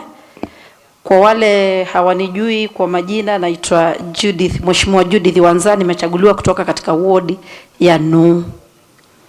Na ninashukuru kuwa hapa. Kwa hivyo nasimama Bwana Spika kuunga mkono na kusema kwamba chenye nataka waheshimiwa wenzangu tujue jambo moja. Sisi ndio sauti ya mwenye nchi ama mwananchi. Na tunapoongea tuko upande wao sababu tunawakilisha pale bungeni. Na nataka watu waelewe kwamba hatuendi kwa bunge kujiwakilisha sisi. Tunaenda kuwakilisha wananchi. Na ninashangaa kama wanakamati wa idara ya finance ama committee wanaposema waziri hapeleki mambo bayana ama haweki bayana, na wanapia chair anasimama kumtetea. Hila sisi tunataka kujua ukweli uko wapi. Kwa hivyo hatutakubali yeyote atakayemfunika waziri tunapomtoa nguo, sababu tutavurugana, tutapelekana mpaka mambo ya Kitui yalainike. Hatukatai watu wetu wakitoa ushuru, lakini ushuru unapotolewa, there is a point of order. Mheshimiwa Munyoki lazima akae chini. Mimi ndo niko kwa floor, mimi ndo naongea. Hajaambiwa simame wala sitaki kurudisha lolote. Sitaki, nataka kuendelea Mheshimiwa Speaker. Sitaki kuomba jambo lolote. Please hold on, Honorable Judith. Yes. Munyoki, is it a point of order or point of concern? What is your concern, Honorable Munyoki Mwenzi? Honorable Judith, please take your seat for a minute. Let's what is your concern, Honorable Munyoki Mwenzi? I have the discretion to give you the chance. What is your concern? Thank you, Honorable Speaker. My concern, Mr. Speaker, is from the Honorable Member. You're saying that I'm defending Minister. Where am I defending, Mr. Speaker? Where, Mr. Speaker? Thank you. Maybe when the minister was mentioned, you stood up. Maybe that's what she meant. No, Mr. Speaker, I was just standing on a point of order, okay, Mr. Speaker, because it is out of order for an honorable member to discuss something that is not on the table.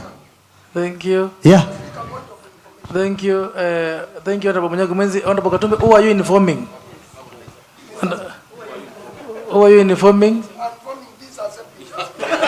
Okay, being the leader of this assembly, I want to be informed. Please proceed. You may inform us. Thank you, Mr. Speaker, sir. Mr. Speaker, I wanted to inform this honorable house that we are in the assembly sitting, Mr. Speaker, and the session is still on. The former majority, Mr. Speaker, has not given the mess the respect which should be given, Mr. Speaker. So I wanted, before he contributes, Mr. Speaker, and although he has contributed, he should respect the mess, Mr. Speaker, and respect you as a chair. Honorable Katumbi, I did not see any kind of disorderly conduct by the member for QSO. What do you mean by not respecting the mess? He has just picked up the mic, Mr. Speaker. Oh, you mean the mic, the microphone? Yes. Okay. He has not given the mess the respect. He did not come near the mess.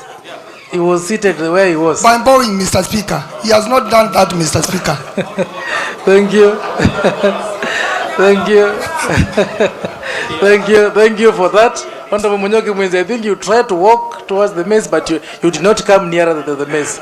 Yeah, so I think Honorable Katumbi, thank you for being very vigilant. I know you mentioned something about the conduct of the member. Being a member of the Committee on the Powers, you know what to do. Honorable Judith, please proceed. Thank you. You know what to do, Honorable Katumbi. Honorable Judith, please proceed. Asante Bwana Spika. Sitachukua muda mwingi, ila kusema tu watu wetu hawakatai kulipa ushuru.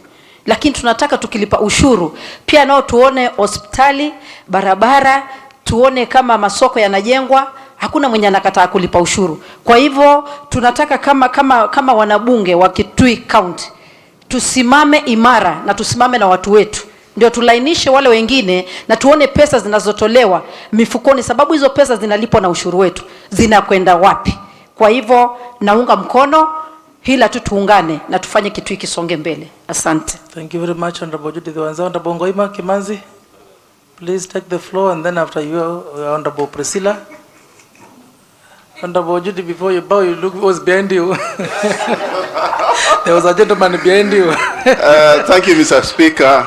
Mr. Speaker, sir. I want to start. Honorable Katumbi, you know what to do. There's a point of order, Honorable Musyoka Mbito, what is it? Okay, please, what is your point of order? You should bow also in an orderly manner. Please proceed. Thank you, Mr. Speaker. I stand on point of order, order number 1. That is all. I'm the only person who can invoke order number 1. You're out of order. Maybe I'm going to be guided appropriately. Okay. I am concerned that the design that Honorable Judy, the ones I used to bow before, maybe in front of Honorable Ngoima, and as well, Mr. Speaker, is a fact that we are holding our Bunge Mashinani in Migwani. The design of the chamber is totally different from our main chamber at Kitui town. And therefore, Mr. Speaker, I am persuaded that you should guide on dress code more so for female colleagues. Mr. Speaker, Now I may have to be very strict with you. Which Yes. point of order are you referring to? You know we are on the floor of the house. That is why I'm saying, because it is not provided maybe in our booklet, and it is coming in the speaker's rules. You provide and you guide us as the chair of the session that if they are sitting on the front row, they may use Leso or Kikoi. Maybe otherwise they sit on the second row. Thank you, Mr. Speaker.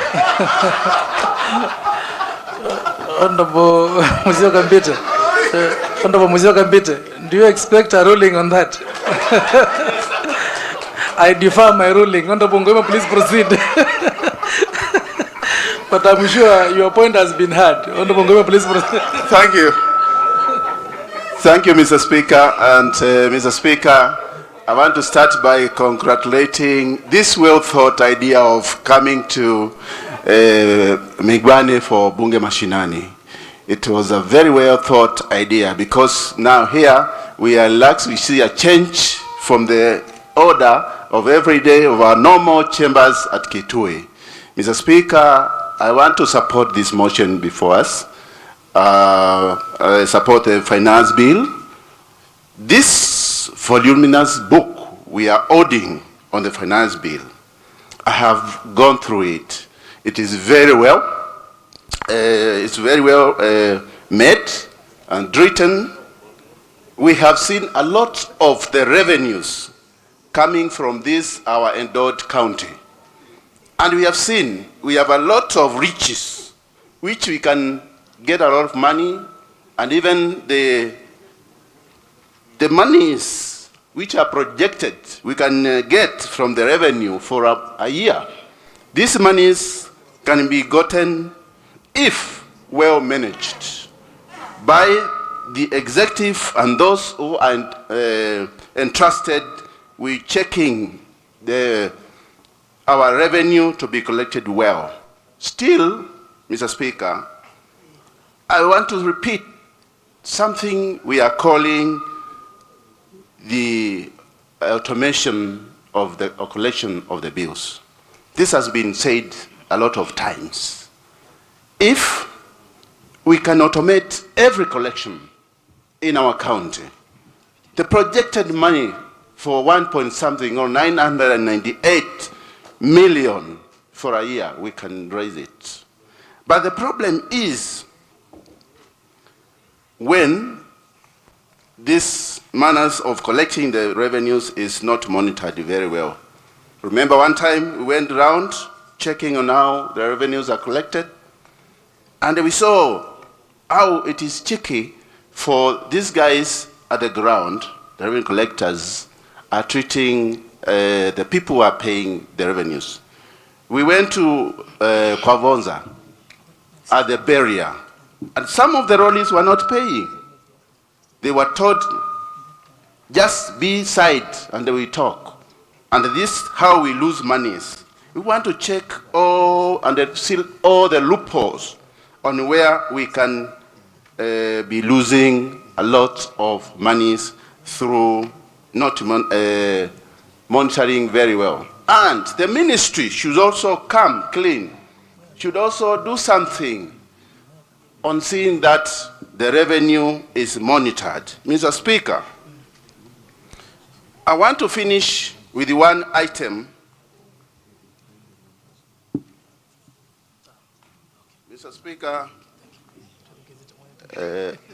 Speaker, I want you to hear this because it is very serious. Yes, yes. Away from this bill, and after having supported it, I want to come outside Kidogo, away from this bill.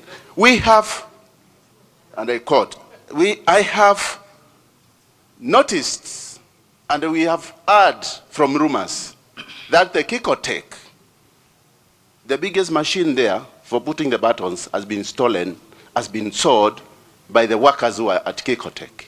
Mr. Speaker, you have seen me this week. I've been very sad about it.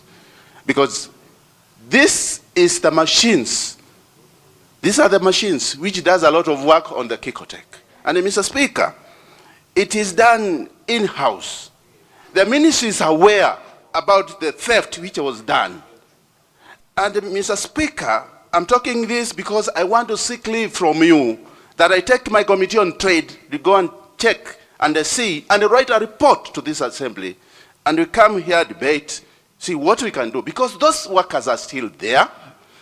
Nothing has been done. No arrest has been done. And as we see the Kekotech in Shongela, we will also go to Kekotech Mutomo, because a lot, and maybe a lot of machines are being sold away there. So this is very serious, Mr. Speaker. It is done on our watch, being the oversight and look at this, and we are not saying anything. Thank you. Mr. Speaker, there is a concern, a very big concern. And that one, I must discuss with your office, because we need it as soon as the arrest should be reported. And lastly, Mr. Speaker, I'll be talking to the budget committee.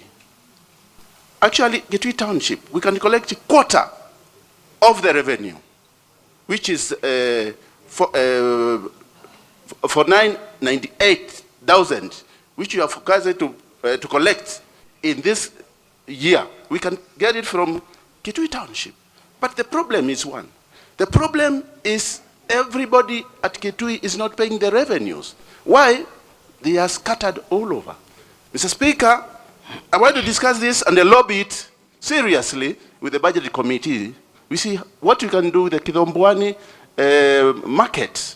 Because if everybody is at the Kidhombwani, we shall benefit a lot. Even us, the Waheshimiwa, we will benefit through the completion of Kidhombwani. Thank you. So, Mr. Speaker, I want to talk this one and to say it, and I leave by saying I support the motion. Thank you very much, Honorable Ngoima.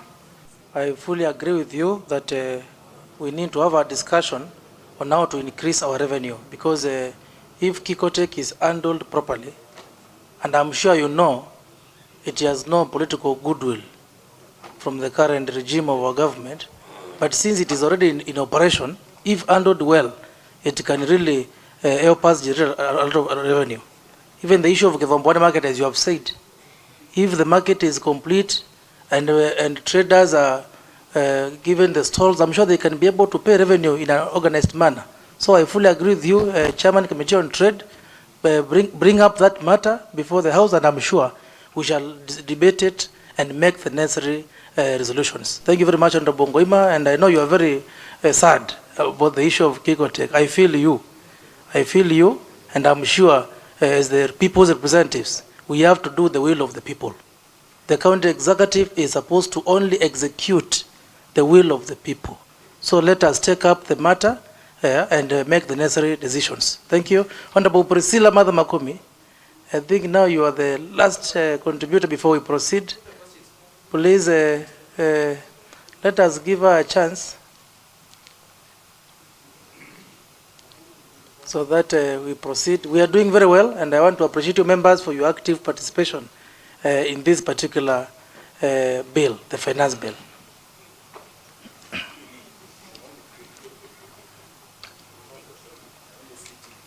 Thank you. I can hear Honorable Katula saying the only sitting queen. Is there a standing queen?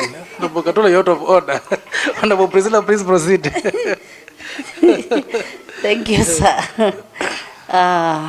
Mr. Speaker, sir, thank you for giving me this opportunity to hear my views about finance bill. For the interest of the public, my name is Priscilla Mother Makumi, aka Kabilisi. Those are my names. And Mr. Speaker, sir, I want to say, first, I came late. I want to apologize, but I was following through the Facebook while I was on my way. Mr. Speaker, sir, I want this to catch you here when you are through with our majority leader, because today the road was not so good. I don't know how you people passed there. My car is big, but I have really struggled to get here. I think it's because I live in a highway. That's why I don't know how to penya to maneuver in a rain season. So, Mr. Speaker, sir, the bill was, I stand here to support because we went around and we took views from our community, what they want, what they need to be done on our revenue collections, and they give us their views. We have a very good document that we have in front of us. So the members have said, the only problem that we have is how to implement the collection of that how to implement the collection of the revenue. Mr. Speaker, sir, we have got that one problem which everybody has spoken about, and I'm not going to repeat about it, but my concern is when we get revenues and the women I represent in this good assembly of Kitui, they keep suffering when we are still here. I think, Mr. Speaker, it's high time we keep on tracking on how our revenue is being collected, if it is going to be automated, how much do we collect in a day, how much do we collect in a month, and how is that money is being used. I think that is our big job. And I think we have this honorable house with honorable members who are very good on that. I think we need to tighten our belt on that. Putting my end, I want to congratulate our men. They are very clean today and even yesterday. What about our ladies? I want to come to ladies and protect them from my men. Where is Honorable Mbite? Honorable Mbite, we are all honorable members in this house, and we sit everywhere we want because we are all equal. If you are disturbed with our dressing, please. Where is he? Honorable Priscilla, you have gone out of the agenda. Let us discuss the finance bill. Thank you, sir. Thank you very much. I withdraw and apologize. Thank you. I withdraw. Okay. Thank you, sir. I support the motion. Thank you very much. Thank you. What is it, Major Leader? Is it a point of order? Yes, proceed, Honorable Major Leader.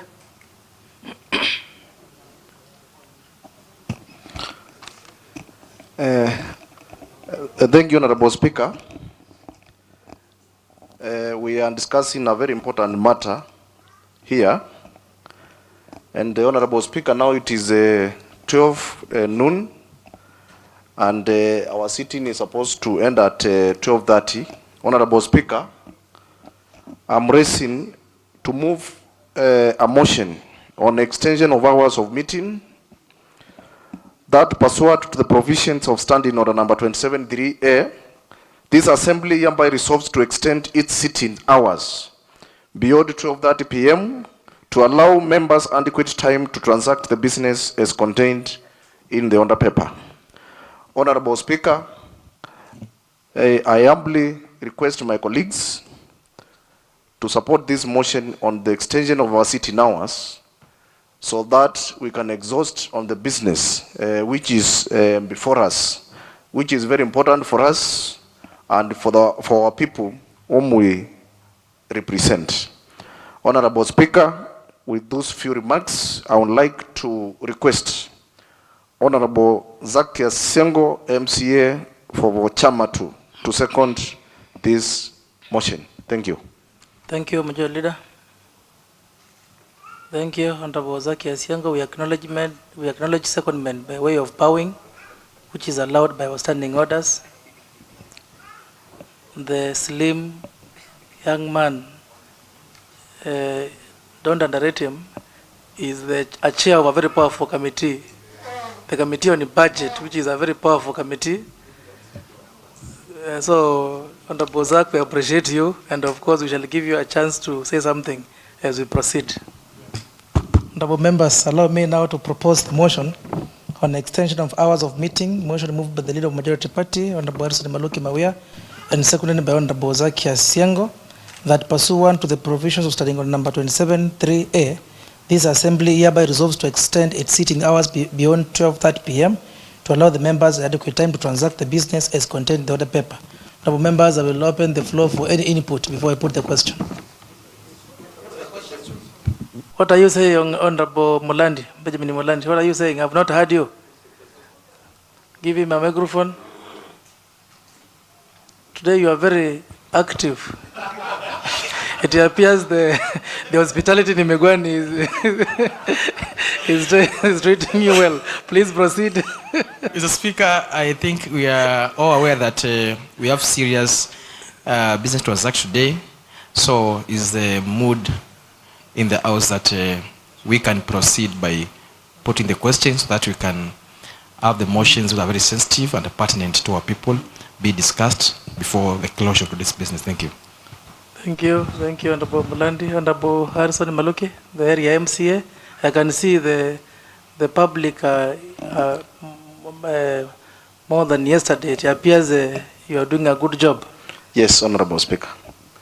Honorable Speaker, it is unanimous from all the members of the County Assembly that they don't have an input in that motion, and they are requesting you to humbly put the question.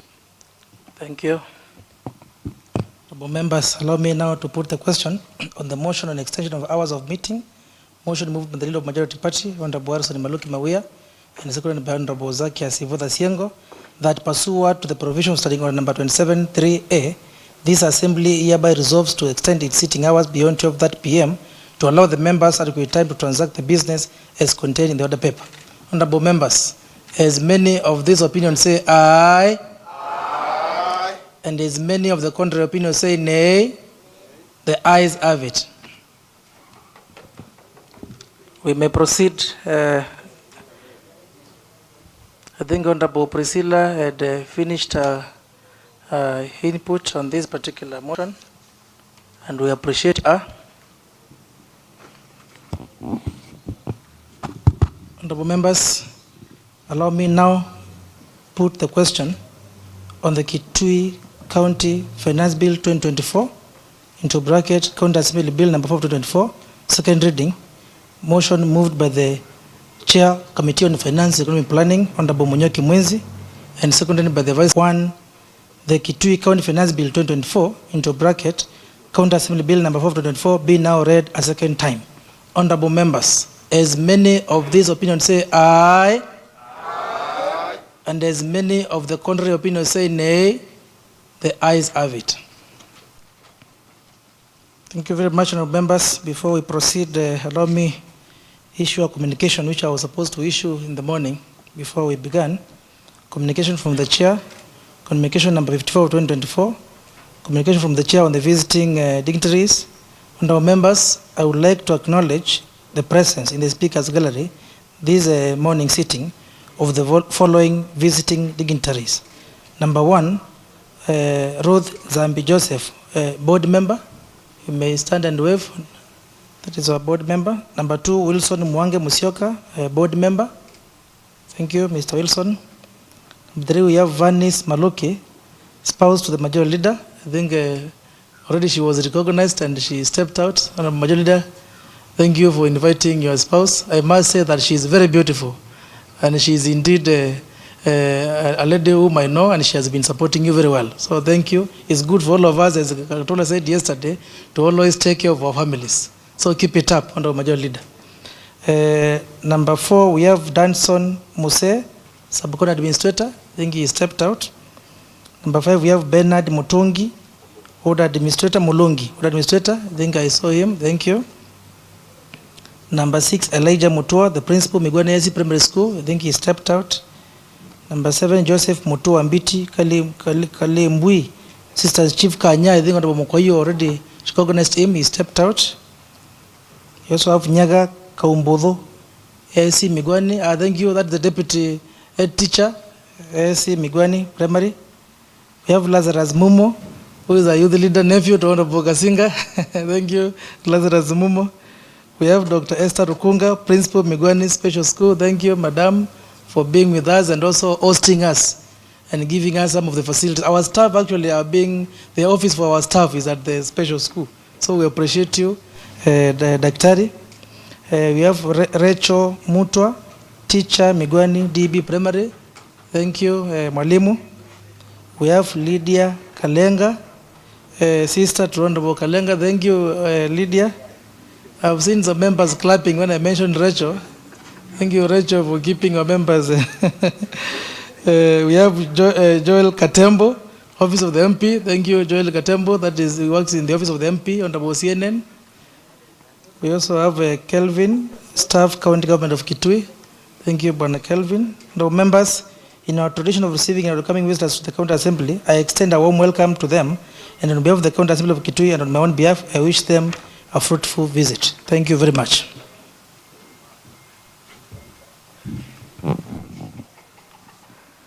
Members, I think we are progressing well. It's a long order paper. Let's try our level best to finish it.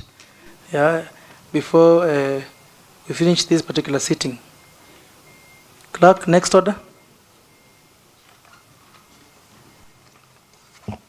Order number 9, Committee of the Whole County Assembly.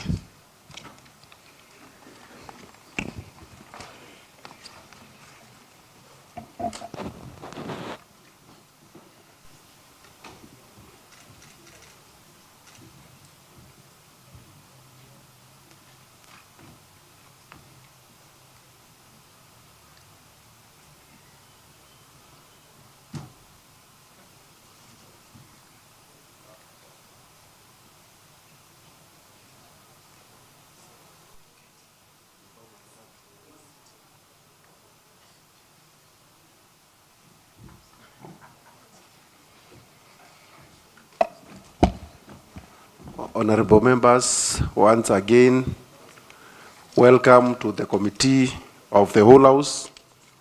The rules are now relaxed. You can consort kidogo kidogo.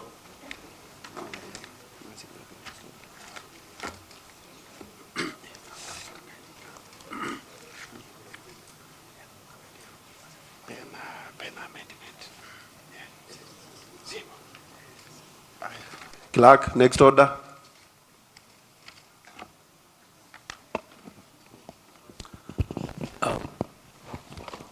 Clauses without amendment. Honorable members, allow me to propose the question on clauses without amendment, and I hereby now propose the question that clause 2, 3, 4, 5, 6, 7, 8, 9, 10, 11, 12, and 13 as printed be part of the bill.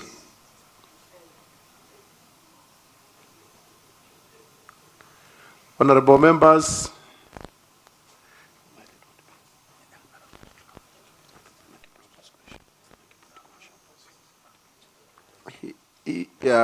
for our procedures, if anybody has any input to make, it is now the time.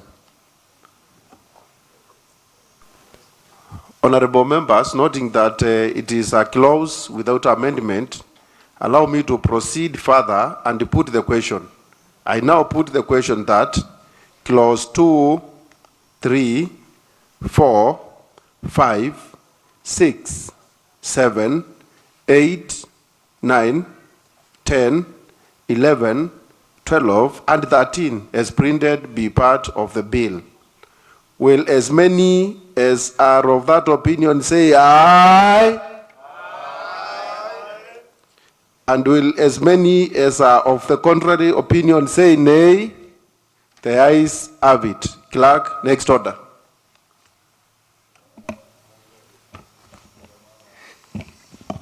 Shadows without amendment.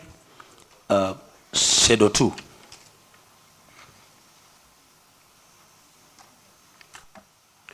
Honorable members, Schedule 2 is also without amendments, and I now propose the question that Schedule 2 as printed be the second schedule to the bill. Honorable members, allow me to open the floor for any input. Anybody who wants to speak to the schedule? Considering that it has no amendments, let me proceed further and put the question that Schedule 2 as printed be the second schedule to the bill. Will as many as are of that opinion say aye? Aye. And will as many as are of the contrary opinion say nay? The ayes have it.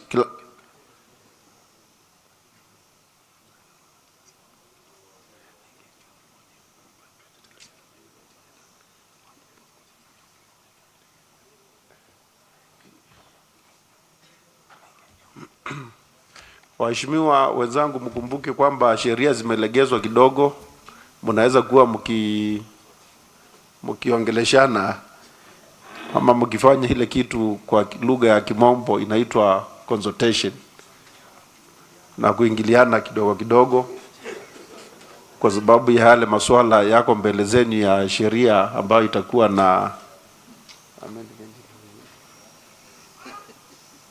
na kubadilishwa marekebisho kidogo.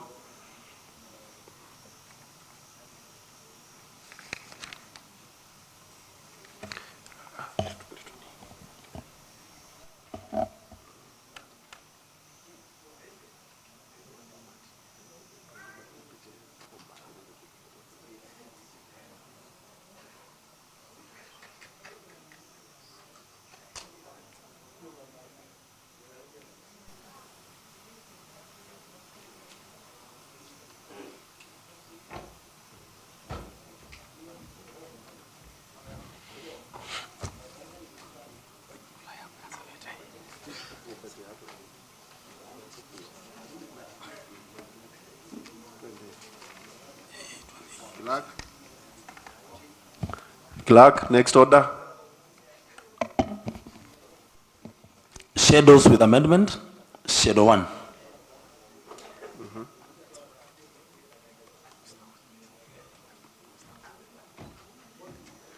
Honorable members, allow me propose the question that Schedule 1 as printed be the second schedule to the bill. Chairperson, Committee on Finance and Economic Planning, kindly proceed to propose the amendment.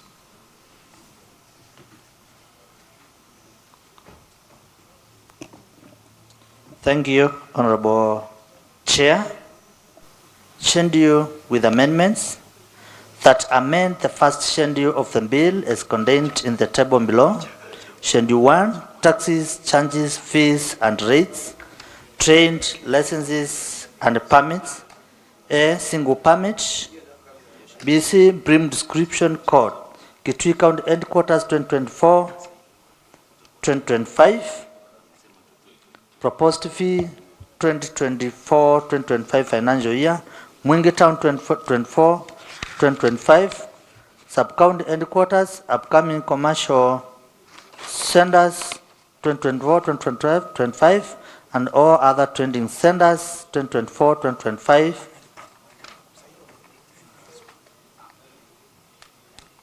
So, Mr. Speaker and Mr. Chair, Kitui County headquarters, scrap stores, scrap metal stores and dealers should be 4,000.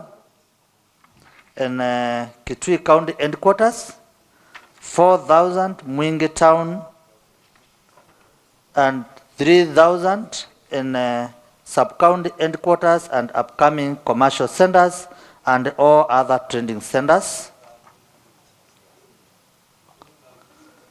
Committee's recommendations, committee recommended that it should be 5,000 in Kitui County headquarters and 5,000 in Bunge Town and 4,000 in sub-county upcoming sub-county and commercial centers and all other trending centers.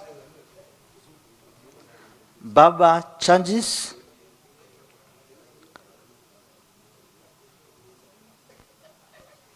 The committee recommendations on unbuilding of, Chair, allow me to repeat, on Bamba changes, the local commercial use, that is this, should be 500. The committee recommendations on unbundling of sunses per trip for the local commercial use, one lorry from 5 to 10 tons per trip should be 2,000. A lorry from 11 to 15 tons per trip should be 3,000. Lorry over 25 tons per trip should be 5,000. Ministry of Agriculture. Chair, I beg that you consult quietly, even though the rules are relaxed to some extent. It's good we consult quietly. Tractor-powered operations, plowing, new stock old land fuel compensation. The plowing and replowing new and old wet rate per acre should be 2,500. The committee recommends that it should be 2,000 per acre. Mr. Chair. Thank you.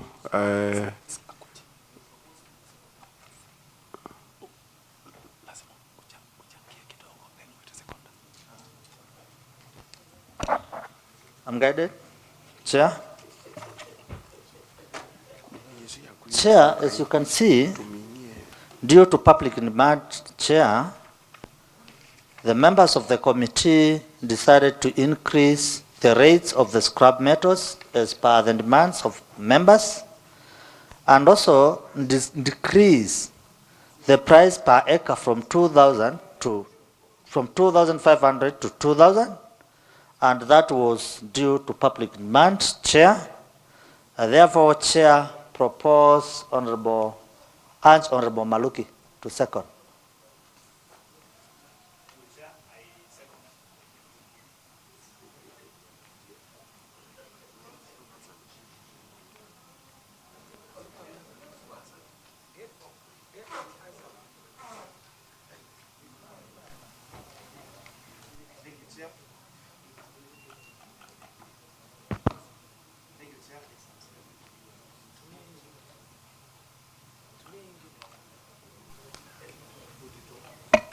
Put it on. One. Thank you, Chair. I second the motion as moved by the Chair. Thank you for seconding, honorable members. Allow me now to propose the question that Schedule 1 be amended as proposed. Honorable members, it is now your time to put your input, if any. Honorable members, there being no body intending to put an input,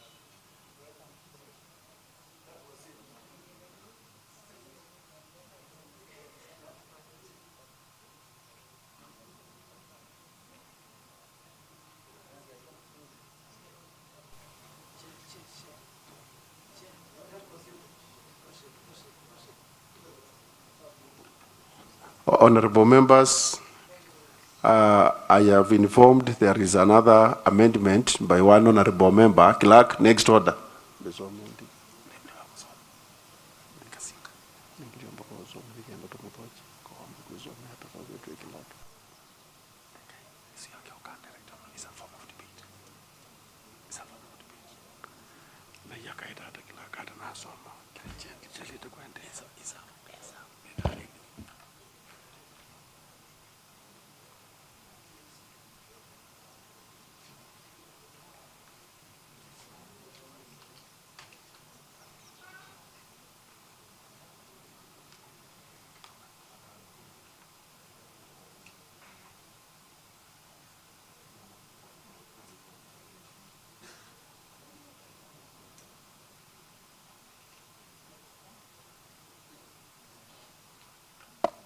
Honorable members, there is an amendment by Honorable Kasinga that affects the proposal as proposed, the proposed amendments by the chair. Honorable Kasinga, kindly take the floor.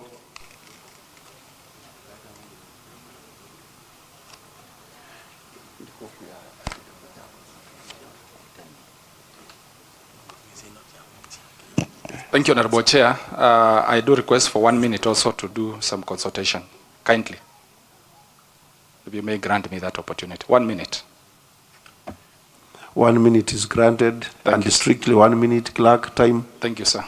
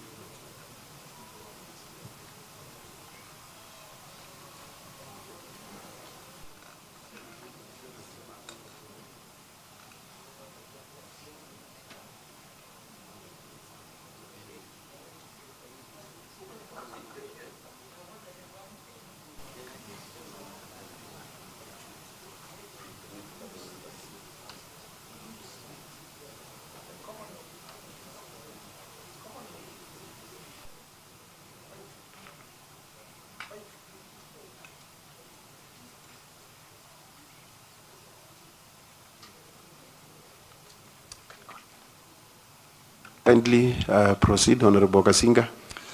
Thank you, Honorable Chair, for the whole House Committee.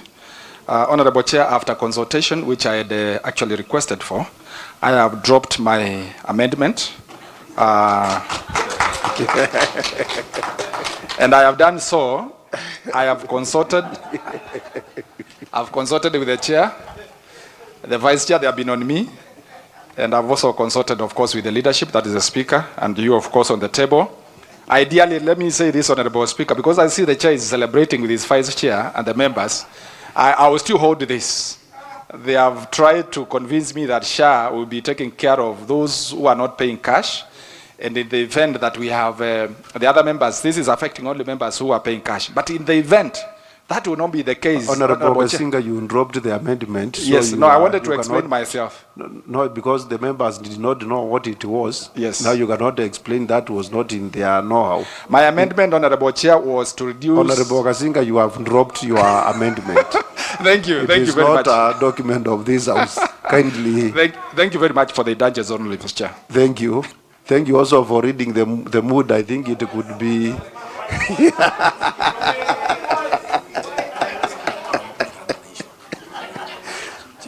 Honorable members, let me open the floor for the debate on the amendments as proposed by the Chairperson, Committee on Finance.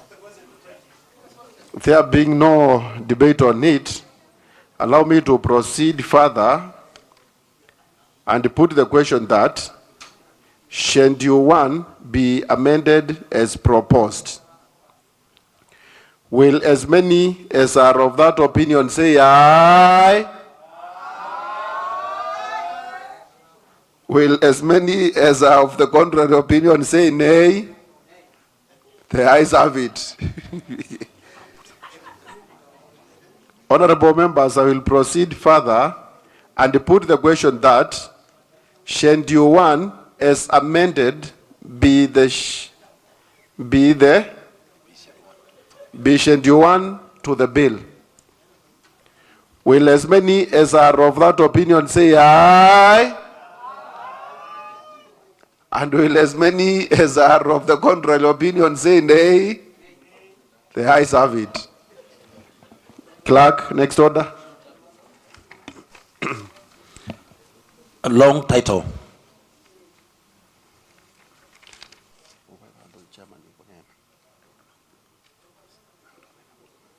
Honorable members, allow me to propose the question that the long title as printed be the title to the bill. Any input? I now put the question that the long title as printed to be the title to the bill. Will as many as are of that opinion say aye? Will as many as are of the contrary opinion say nay? The ayes have it. Order. Clause 1. Honorable members, I hereby propose the question that Clause 1 as printed be part of the bill. Any input from the honorable members? There being no input, I will proceed further and put the question. I now put the question that Clause 1 as printed be part of the bill. Will as many as are of that opinion say aye? Will as many as are of the contrary opinion say nay? The ayes have it.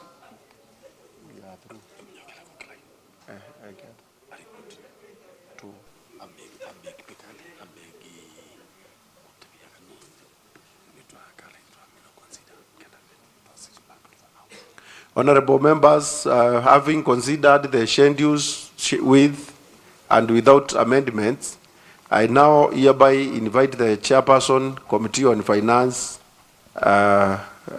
kindly, Honorable Munyoki Mwenzi, proceed.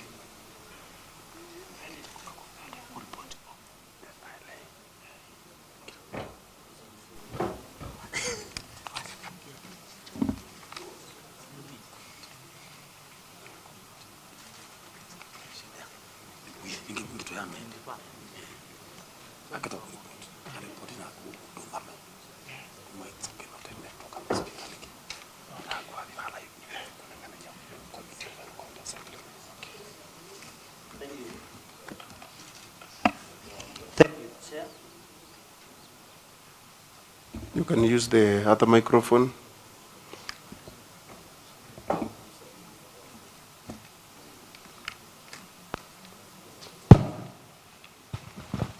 Thank you, Chair. Kitui County Finance Bill 2024, County Assembly Bill number 4 of 2024. Honorable Chairperson, I wish to move that the committee do report its consideration of the Kitui County Finance Bill 2024, County Assembly Bill number 4 of 2024, and its approval therefore with amendments. Thank you, Honorable Munyoki Mwenzi. You can get seated. Honorable members, let me appreciate you for participating in the committee of the whole house.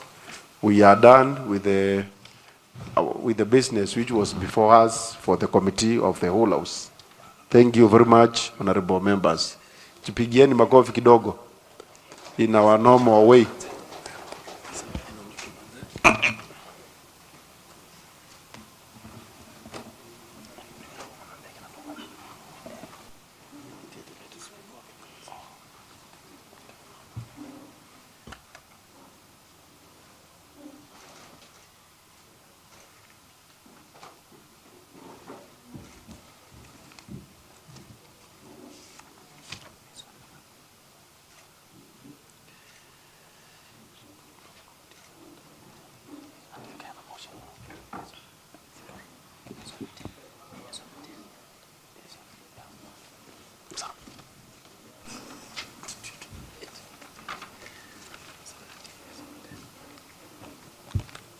Clerk, next order.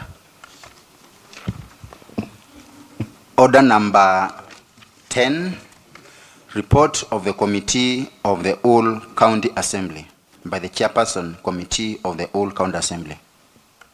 Thank you. Chair of Chairs, Honorable Deputy Speaker, please proceed.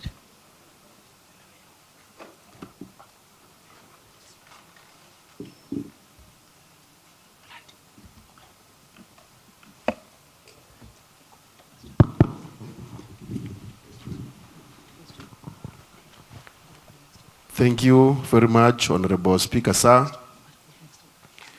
I wish to report that the Committee of the Whole County Assembly has considered the Kitui County Finance Bill 2024, County Assembly Bill number 4 of 2024 into brackets, and its approval thereof with amendments. I wish to report, and I so report. Thank you very much. Thank you, Honorable Deputy Speaker, for the report. And thank you, members, for that successful session. I know something transpired with regards to the proposed amendment by Honorable Kasinga. He also consulted me and I advised him accordingly. It appears, Chair of Finance, you are a serious lobbyist. You have seriously lobbied. Yeah, and we do these things for the best interest of our people. So I think Honorable Kasinga and members, it's good for you to know that at any point, even after the law is enacted, at any point, a member can move an amendment. So Honorable Kasinga, you have not been locked out. If this matter is clarified, especially the issue of SHA, and you still feel the need to have that amount reduced to 30,000, you still have a chance. Thank you very much, Honorable Kasinga. And I appreciate that kind of open-minded. So thank you very much, Honorable members. Clerk, next order. Order number 11, motion on approval of the report by Committee of the Whole County Assembly by the Chairperson, Committee on Finance and Economic Planning. Thank you. Chairperson, Committee on Finance and Economic Planning, Honorable Munyoke Mwenzi.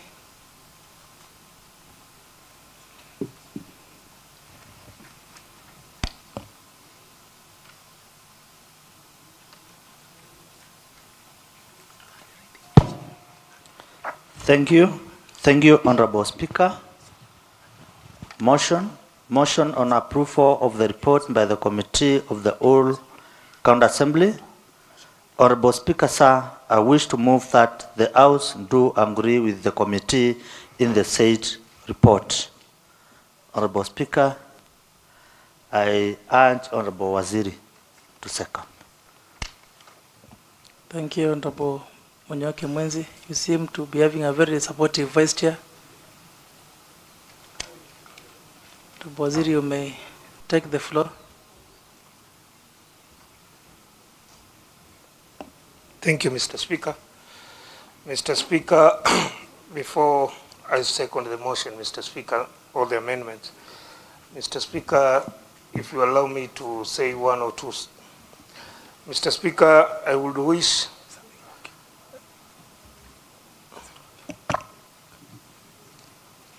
first I will wish to congratulate the Honorable Member for Momoni, Honorable Kasinga, for your effort to bring the amendment. And as you have said, I think you told us there while we are there that that document will still be in your pocket. If at all there won't be any changes in future, I think you are going to come back with it. Again, Mr. Speaker, I have a concern, Mr. Speaker. I think, as you have seen, Mr. Speaker, we have done a lot in this finance bill session report. In future, Mr. Speaker, if it will be, I think it is advisable, Mr. Speaker, if we can have members from the executive, Mr. Speaker, in future, so that they can come here and at least see the proceedings and not such important amendments and moves you are making under contribution, Mr. Speaker. I think we need to have, even if it is a director, a CEO, it is good to have someone from the executive so that he can take these matters ahead. I stand to support, Mr. Speaker. Thank you. Honorable Waziri. I stand to second, Mr. Speaker. Thank you very much. Thank you, sir. Okay, I hear you. Perhaps as we pursue the route of amending our standing orders, we need to pursue the route of maybe inviting CCMs to appear before this House, and maybe we can do so in our next Bunge Mashinani, so that the public can be present when we are grilling our colleagues in the county executive, because we are here to serve our people. So thank you very much, Honorable Waziri. Honorable members, allow me now to put the question on the motion on approval of the report by the Committee of the Whole County Assembly. Motion moved by the Chairperson of the Committee, Honorable Munyoki Mwenzi, and seconded by the Vice Chair, that the House do agree with the committee in the said report. Honorable members, as many of these opinions say aye, and as many of the contrary opinions say nay, the ayes have it. Clerk, next order.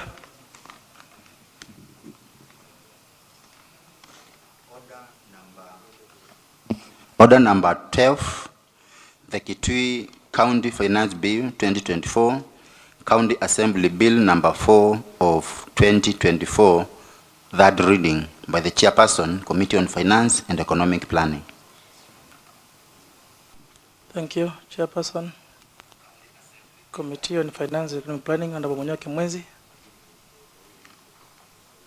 You must be a very lucky Chair of Finance. Remember what happened to your counterpart in the National Assembly. Have you been visited? You must be very, or maybe you did a good job. You took into consideration the people's views. Yes, Mr. Speaker. Well done. I consulted them widely, and they gave me go ahead wonderful. to proceed with the bill. So I'm happy. Thank you, Mr. Speaker. Once again, thank you, Honorable Speaker. Motion, Kitui County Finance Bill 2024, County Assembly Bill number 4 of 2024, third reading. Honorable Speaker, sir, I beg to move the following motion, that pursuant to the provisions of Standing Order number 112, the Kitui County Finance Bill 2024, County Assembly Bill number 4 of 2024, be now read at that time. Honorable Speaker, allow me at this juncture once again to thank honorable members for the support they have already shown so far for supporting this bill, Mr. Speaker. I want to thank one Honorable Kasinga, my namesake, for dropping his amendment. Mr. Speaker, Honorable Ndangara, thank you. You assisted me in lobbying for this. And for the sake of clarity, Mr. Speaker, I want to make it clear to public that the 50,000 shillings is not meant to punish our people, Mr. Speaker. It is just a commitment, Mr. Speaker, for members of public to commit themselves that they will pay. Mr. Speaker, when we were consulting the CEO AOT and other CEOs from other counties, the biggest challenges of this issue is that when one is admitted in ICU and by bad luck he dies, without the commitment, the members will not pay.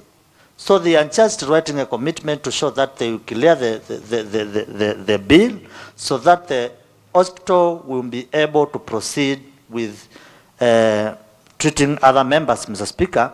However, Mr. Speaker, it does not apply to members who have insurance or SHA, Mr. Speaker. It is only for members who are willing to pay cash. And we encourage members of public, whenever they are visiting the hospitals, it is good that they first register to SHA so that the bill can be catered for. So, Mr. Speaker, this was just preventive measures to make sure that our county will be able to collect the revenues and to make sure that no one will run away with our business. Because as they say, Mr. Speaker, and I quote, that kulipa ushuru ni kujitegemea, we really need this money. We really need this revenue, Honorable Speaker.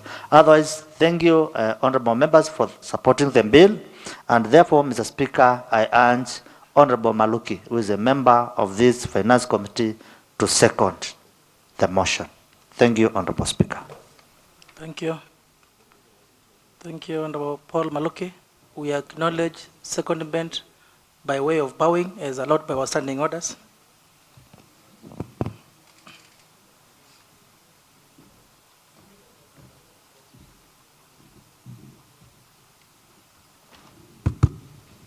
Honorable members, allow me now propose the motion, the Kitui County Finance Bill 2024, into bracket County Assembly Bill number 4 of 2024, third reading, as moved by the Chairperson, Committee on Finance and Economic Planning, Honorable Munyoki Mwenzi, and seconded by a member of the committee, Honorable Paul Maluki, that pursuant to the provisions of Sling Order number 131, sub-Sling Order number 2, the Kitui County Finance Bill 2024, into bracket County Assembly Bill number 4 of 2024, be now read at that time.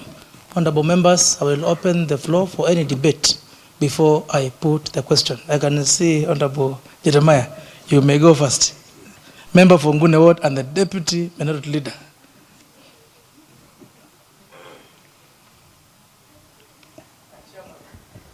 Thank you, Mr. Speaker. Mr. Speaker, during the initial stages of this bill, Mr. Speaker, I was not in. And actually, Mr. Speaker, the reason is that the road from Mwingi to Migwani is totally impassable. But we have really tried to be here so that we can continue transacting the business of the House. Mr. Speaker, I know the stage where we are now. We are about to make a law that is going to allow the executive proceed to collect revenue across all sectors of economies in this county. And Mr. Speaker, I want to have my voice heard as a representative of the people that we have learned and we have seen how finance bills, if well absorbed, are becoming a tool for revenue collection. The Speaker, even if I was not around, I was watching and I heard what the other members were saying. That in comparison, when we compare Kitui County and the other counties, and specifically Makueni, we have seen the collected of $1 billion on source revenue. That shows how essence it is when you use your finance bill effectively and close the loopholes for on-source revenue leakages. The Speaker, I come from Nguni, and Nguni is in Mwingi Central.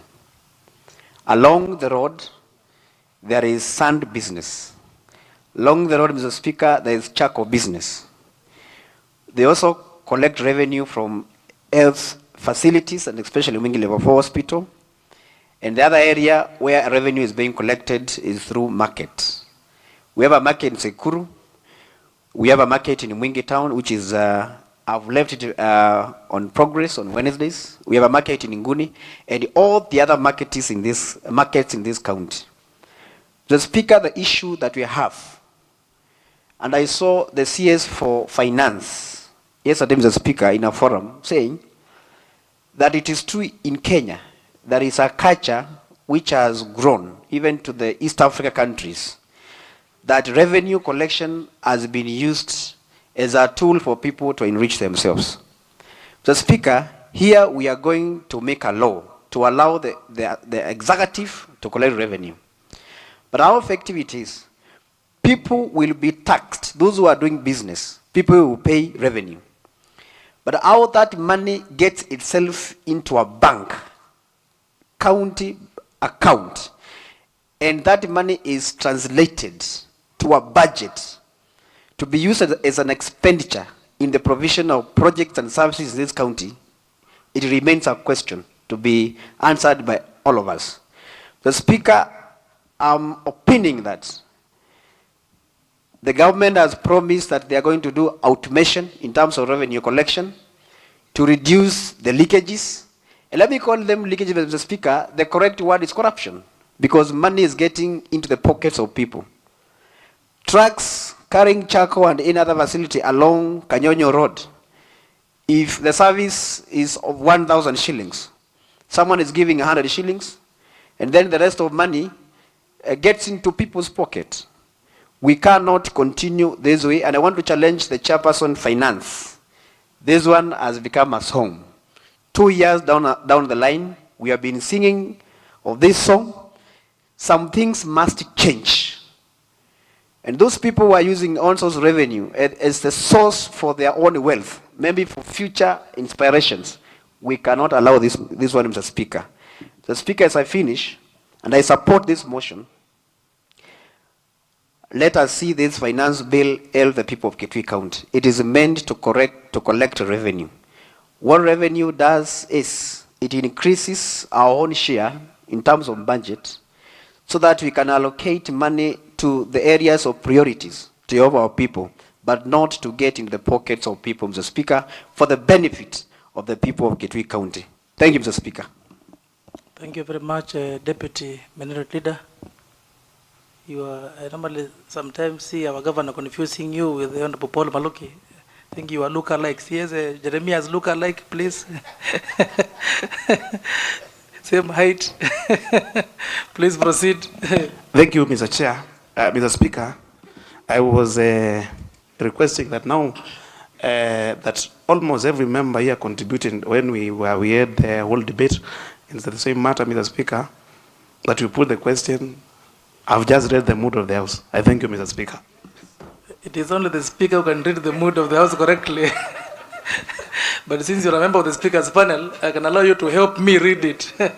Thank you, Honorable Paul Maluki, Honorable Kasinga. Whatever you wanted to say at that stage in the Committee of the Whole House, you can say it now. I can give you that chance. 2 minutes, please. Thank you, Honorable Speaker, sir. First, I want to appreciate you for the opportunity that you have given me and given us to be able to debate on this bill, the Finance Bill 2024-2025. Honorable Speaker, matters to do with taxation is not just a matter to assume when it comes to the floor of the House. And sorry, the kind of effort we put in trying to look at every detail is meant to ensure that we safeguard the interest of our people. We are not just here to agree with what is brought to us. We are not here to agree whether it is from the executive, whether it is for the committee. We have to see what is good for our people, and we share it out, the ideas. If they are agreed upon, well and good. If they are not, then we let it to be for another day. So, as I have supported the motion, and I supported actually the bill, Honorable Speaker, I want to appreciate sorry, your leeway, your kind of gesture you granted me when I wanted to move the amendment. And the amendment was basically, I was looking at it, and we all agreeing that it's hard times at the moment. 50,000 shillings for a deposit, so that one can be treated. Thankfully, I wanted that to be reduced to 30,000, so that we can make it a little bit more affordable to our people. But the Honorable Chair has continued to expound on it. He and his Vice Chair and other members approached me, and at the very tail end, when you had already approved that amendment, they kind of convinced me. What I can see is that convincing me that nobody will be denied, treatment at the ICU. That should remain. Honorable Speaker, in the event it doesn't happen as you have guided, we will bring an amendment to that to the Act once it is passed by this Assembly to reflect what can be right for our people. And lastly, Honorable Speaker, I join my colleagues in putting a caution. We cannot be just a house that passes laws and granting the executive the power to collect revenue, and once they collect it, it has been said it ends up in some people's pockets. We must be firm, and for that case, the Committee on Finance that we have tasked, has given us this motion and this bill. They should be up to the task, and all the committees in that sense, Honorable Speaker, should live up to their task. We do oversight. Let us not assume the kind of responsibilities we have been given. The chairs of the committees, the members of various committees, we must remain vigilant. More so, we are talking about this finance bill, Honorable Speaker, and it has been said that there is a lot of money that is being lost. If today, Honorable Speaker, we did the Sun Bill and we passed the Sand Act. But today, sand is very free in Kitui County.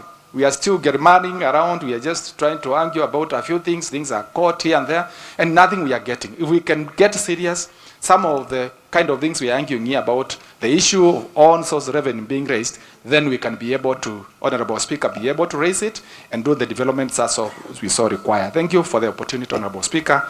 I continue to support that motion and the bill that is ahead. Thank you so much. Thank you very much, Honorable Kasinga, Honorable Dagara, and then Honorable Mutemi for Kisasi. Yeah, for sure. I know, Mr. Speaker, thank you so much for giving me this opportunity. And I think when I was starting the morning, maybe I did not introduce myself. My name is Godfrey Mudengi Dagara. I'm the MCA for Tharaka. And therefore, Mr. Speaker, I really want to commend Honorable Kasinga for being very sensitive on some of the loads that were maybe the public are carrying out of paying taxes. But Mr. Speaker, I know to some extent people of Kitui, because many of them are in the payrolls for talking propaganda. I want to clear that out, Mr. Speaker. And on behalf of what the chair said, Mr. Speaker, issues around health are very sensitive. And whenever you make any decision about dealings and undertakings of health department, to some extent you are able to cripple down the entire Ministry of Health. And therefore, Mr. Speaker, that issue was very crucial, and we know that to some extent our people are suffering. But we needed to get the expertise from the health department so that as the assembly we are able to make informed decisions so that we are not able to affect our people when it comes to issues around health. And therefore, Mr. Speaker, you realize that even when people want to push their agendas, Mr. Speaker, they use the Department of Health to demonstrate and to illustrate that the county assembly is not supporting issues around health. You realize that when they wanted to take money from the assembly building, they used the bloggers to taint red and to taint black the MCS. And therefore, Mr. Speaker, I want to caution those kind of people that the MCS of Kitui County are very sensitive to matters health. And that's why even the budget committee did not even touch a shilling when they came to even issues about reallocating the monies. And therefore, Mr. Speaker, on that note, that's why here as the assembly, we have said we are not going to interfere with the operations of the health department so that we are able to give them cool environment so that they're able to make sure that they give services to our people. And therefore, Mr. Speaker, I also support the motion. Thank you very much, Honorable Dagara. Honorable Mutemi, member for Kisasi Ward, and then Honorable Musio Kambuno. Yes, I saw you, Deputy Majority Leader. Welcome, Kisasi's finest. Thank you, Mr. Speaker.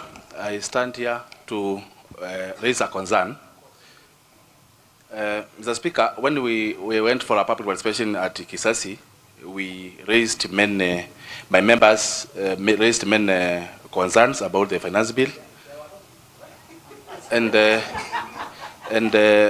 Mr. Speaker, one of the only reason, the only thing I have found, I have seen in that report is from one member.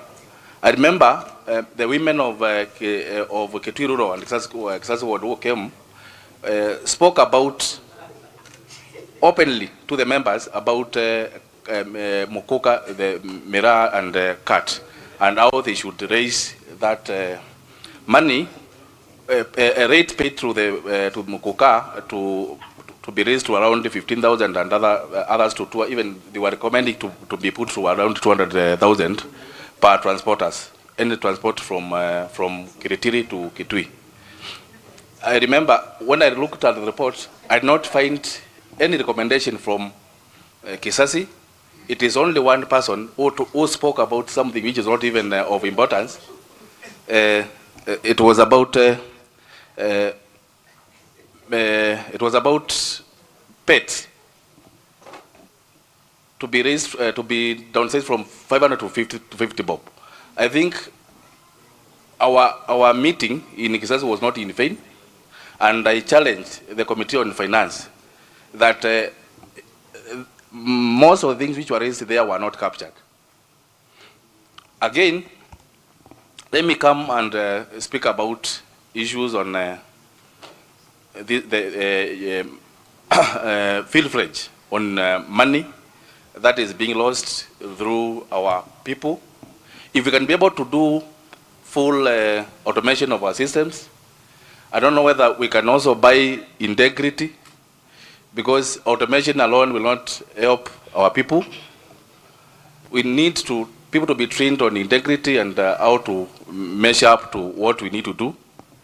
Again, I also recommend in the next finance in the budget on the issue of medical on the health, that if it's possible, we build a one-stop shop for all tests, a building where every member of in Kitui County Referral Hospital, every member of the community who comes to that hospital will know that in that building, when I enter there, when I need to be tested for any sickness, anything, I will go to that building, from small lab test to the largest, from a microscopic test to an MRI, one-stop shop where it is digitally protected to avoid people who are sabotaging the machines for their own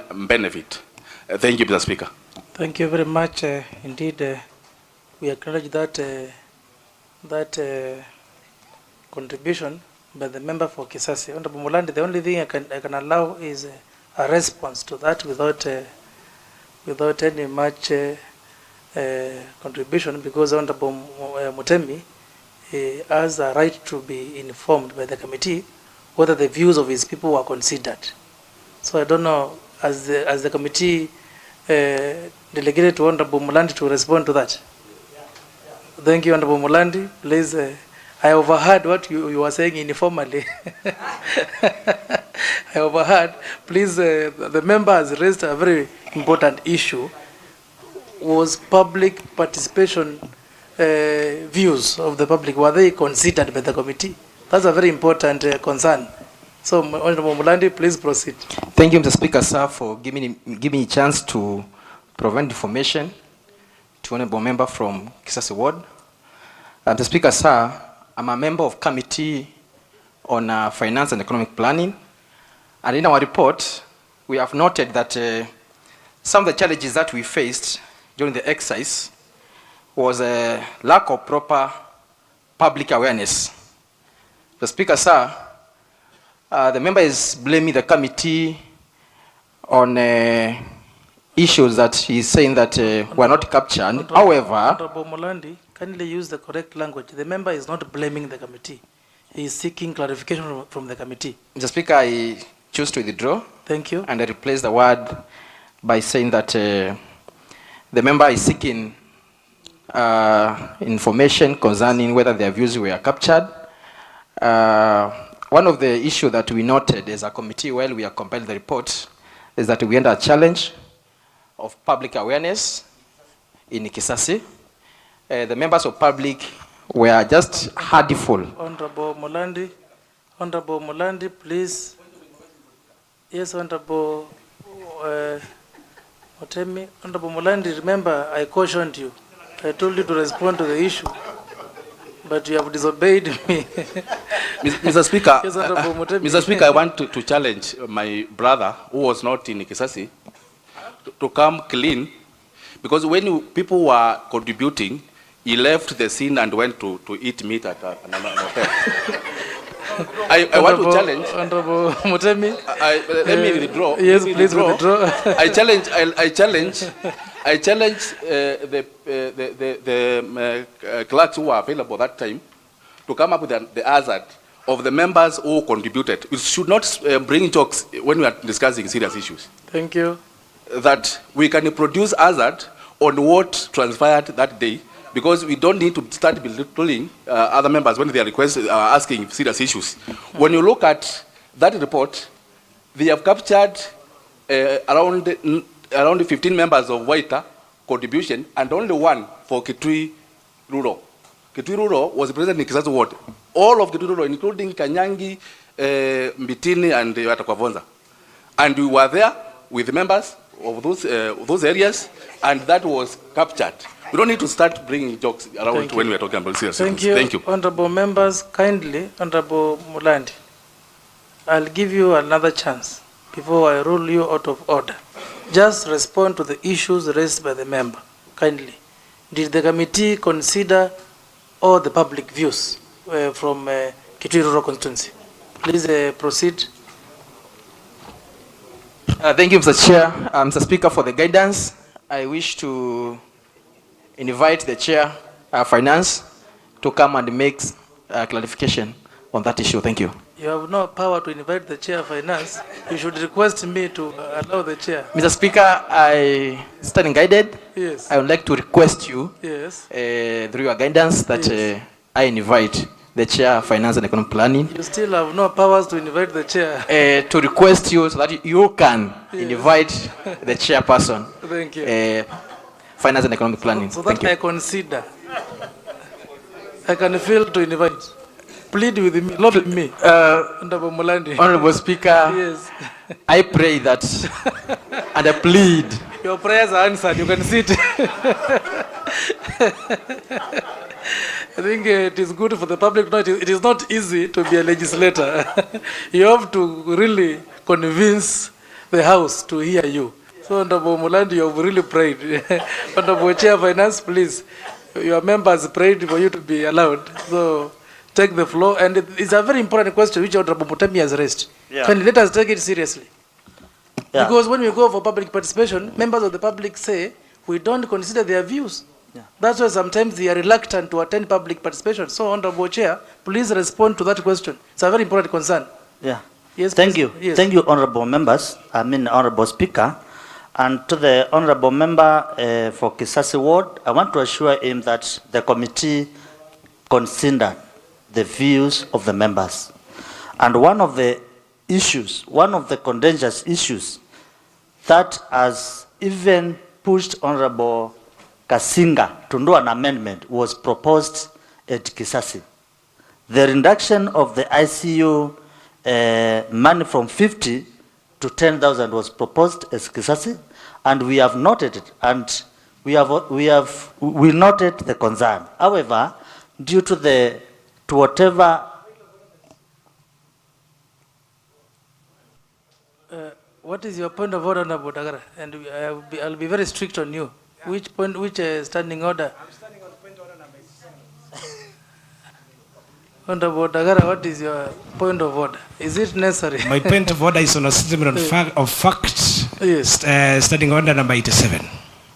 So which facts do you want the member to... The facts I want to give Yes. is that, Mr. Speaker, members of the County Assembly of Kitui came in the Assembly by 9 in the morning.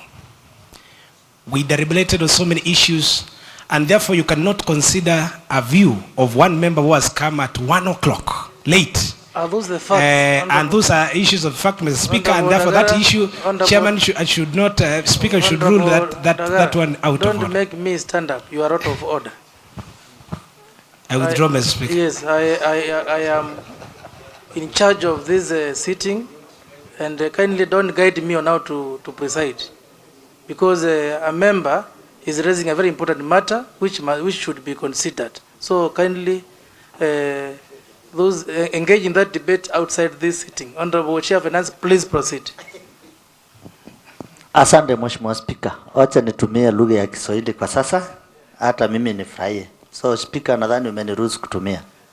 Lugha ya Kiswahili inaruhusiwa, unaweza tumia Kizungu ama Kiswahili. Asante. Asante Mheshimiwa Spika. Mheshimiwa Spika, narudia kwa kusema ya kwamba kamati iliangalia mapendekezo ambayo yalitolewa na wananchi wa Kisasi. Tuliangalia mapendekezo ya ward zote, ya sub county zote. Hata hivyo Mheshimiwa Spika, kwa kutengeneza ripoti uwezi kuwa unaandika kila maoni one by one. Otherwise moja kwa moja uwezi kuwa unaandika kila maoni moja kwa moja. Kama kamati tulikuwa tunakubaliana kulingana na maoni ya wale wengi wamesema nini, na ndiposa kama kamati tunaangalia vile tunaweza kukubaliana. Kwa mfano kuna kuna member alichangia kwamba rate ya plowing, wet plowing itoke kutoka 2,500 huko Kisasi tu 1,500. Baada ya kamati kuangalia vile wananchi wengine walisema na tukaangalia yale mambo ya kawaida kama mafuta na hizo vitu zingine, tuliweza kuteremsha ikatoka 2,500 ikakuja 2,000. Shida ni kwamba mheshimiwa wa Kisasi, ukweli ni kwamba amekuja kuchelewa, na mambo kama haya tumekuwa tukiongelelea kama haya ya kupunguza 50,000 kutoka kwa 50 kwa 10,000. Tumeyaongelelea mpaka kuna mheshimiwa ameleta amendment na tumekumbaliana kama wabunge. Honorable Chair, one of the issues raised by Honorable Kisasi, I think you have answered them. Yeah. Don't go to other Sawa. issues. Kwa hivyo mheshimiwa anataka kusema ya kwamba tuliangalia. You are going to the line which Dagara was trying. So not every member came here by 9. So please let us not attack the honorable member. Sawa. Because his people deserve to be represented. Maybe he was attending because he had my permission to be somewhere. I gave him a permission. So let us not attack that honorable member. Asante mheshimiwa Speaker. Yes. Lakini nataka kumhakikishia kwamba tuliangalia. Yes. Hata kama chukuliwa venye iko. Yes. Kuna mambo ambayo yameangaliwa kutokana na ile maamuzi imetolewa kwa vituo mbalimbali na pia kulingana na zile vitu kama kamati tuliweza kukubaliana. Kwa hivyo tuliangalia na tuliatilia maanani. Thank you. That was enough. That was enough. Honorable member for Kisasi, do you want to, I can give you a right of reply, 1 minute. You are satisfied? Thank you very much. Yeah. The chair has responded to you well. Honorable Musyoka Mbuno, Daktari. That is a medical practitioner and we appreciate you, Daktari, because you have been of good input to this house. So please proceed. Thank you, Honorable Speaker. Allow me today to use English.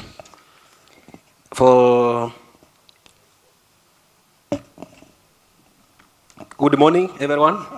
For members of the public, my name is Dr. Mbuno Erastus. Daktari, it is good afternoon. Oh, good afternoon, sorry. Thank you. Thank you, Mr. Speaker. My name is Dr. Mbuno Erastus. I come from Wendau Malalani Ward, Deputy Leader of Majority Party, which is Wiper in this case. One, I wanted to applaud the Committee on Finance and Economic Planning for the job well done. I have looked at the considerations and having an extensive look of the issues raised by the public, I am convinced that the document that the committee has prepared is people-centered document. And I believe that in that case, we are going to pass as an assembly a document that is for the public. And I assure you that as an assembly, having gone through the 8 sub-counties, all the views having been collected because all the honorable members, they brought forward their members of public, we add you, we have been able to consider almost 90% of the views that the public have come with, and we are really very grateful. Finally, I wish also to say the issue of health. I am very grateful of Mheshimiwa Honorable Kasinga for what he has done, because having worked in an hospital, I know what it means to have an ICU services. Those services are not cheap. If we can do some comparative analysis or comparative studies with other institutions, may it be public or private, you will see what I mean. And one of the issues that is there in the ICU is everything is dependent on machine, and the consumables are very expensive. Consumables, everything that you consume there is very expensive. It's not easy to get them. So from the medical background, I really applaud what the honorable member has done and the committee has done to ensure that we are relatively fair when it comes to charging the ICU services. So with that in mind, I request this honorable House humbly to support this Finance Bill 2024 because it is people-centered Finance Bill 2024. Thank you, Mr. Speaker, sir. Thank you very much, Honorable Erastus Mbuno.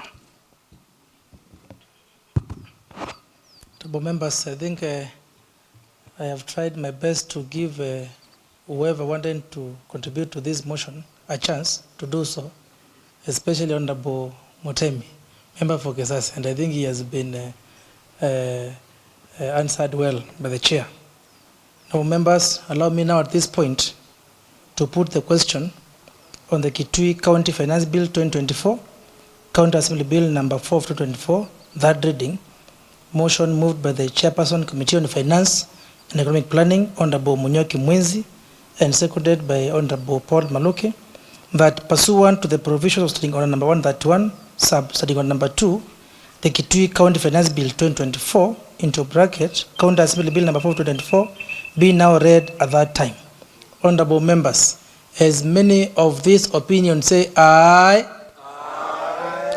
as many of the contrary opinions say nay, the ayes have it.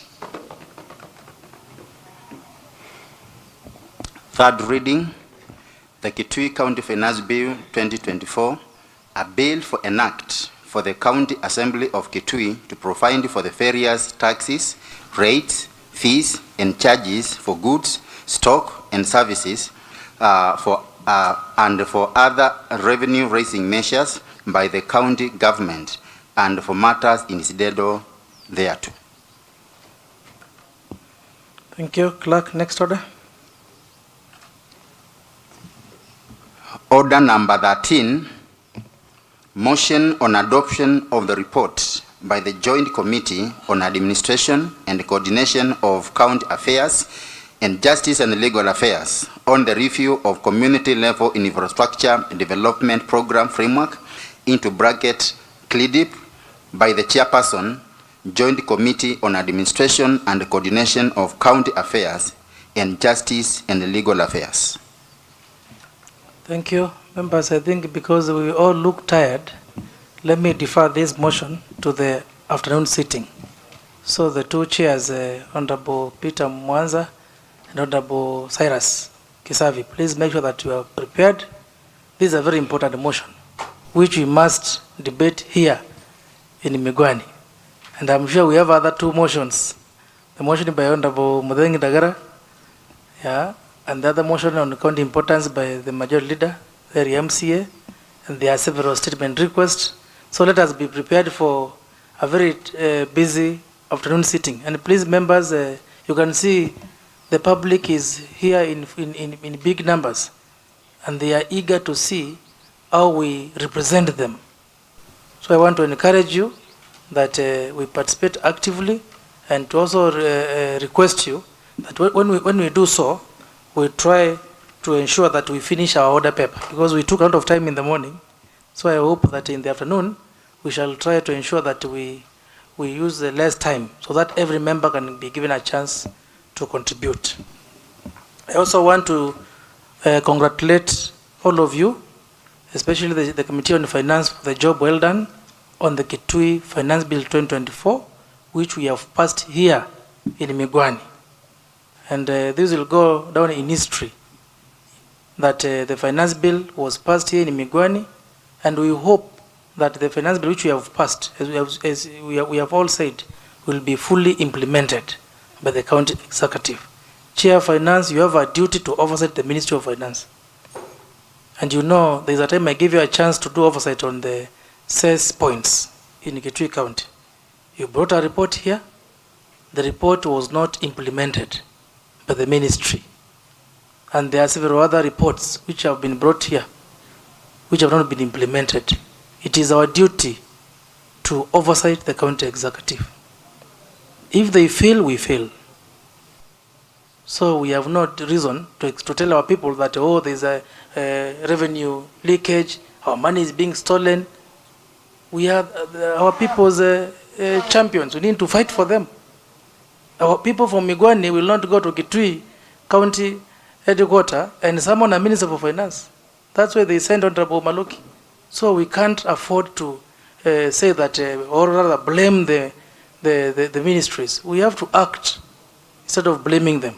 So I want to challenge all of us that we take this matter very seriously. Our people, I visited several stations for public participation. Our people are willing to pay tax. They are willing. But the question they ask is, where will our money, how is our money used? How is it managed? A question which we need to answer for them. So members of this county assembly, I know you're up to the task. As Honorable Paul Maluki said early in the morning, don't spare anyone. We did not come here to defend anybody. in the county executive. We came here to represent our people. We should defend them. We should defend them. When we went to the Migwani Labor Force, you saw how it was. Laundry in a very poor state. The theater not operational. And we are busy appropriating money for other recurrent programs when our people are dying. Members, we have to wake up. We need to represent our people effectively. We know the basic needs of our people. Health comes first. Roads. This road is impossible. Honorable Priscilla, you got stuck. Even our assembly bus also got stuck. Roads, it's a serious issue. Water, it's a serious issue. Yeah. So members, we need to do our best, and we shall be judged by the work we do. So thank you very much. May God bless you. Those very many remarks. I want to appreciate all of us, members of the public. Thank you very much. You have seen how we represent you, and we shall always do our best to represent you. That's why I allowed Honorable Mutemi to put up that matter, the issue of considering public participation, input by the public. And the chair, you answered very well, but you almost diverted. But I controlled you. So thank you very much. After this, we shall go for lunch. Members of the public, there is lunch for you. Yeah, so let's make sure that you grab something before we come back. Honorable members, also let's ensure that we quickly take our lunch. Members of the House Business Committee, please, we have to meet. Now it's almost, it's 17 minutes past 1. Let's meet at exactly 1:45. So have a quick lunch. House Business Committee members, we meet at 1:45 so that we prepare the schedule for next week.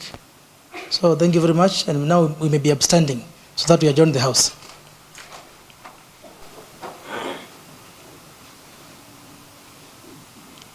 Honorable members, this House stands adjourned until today at 2:30 p.m.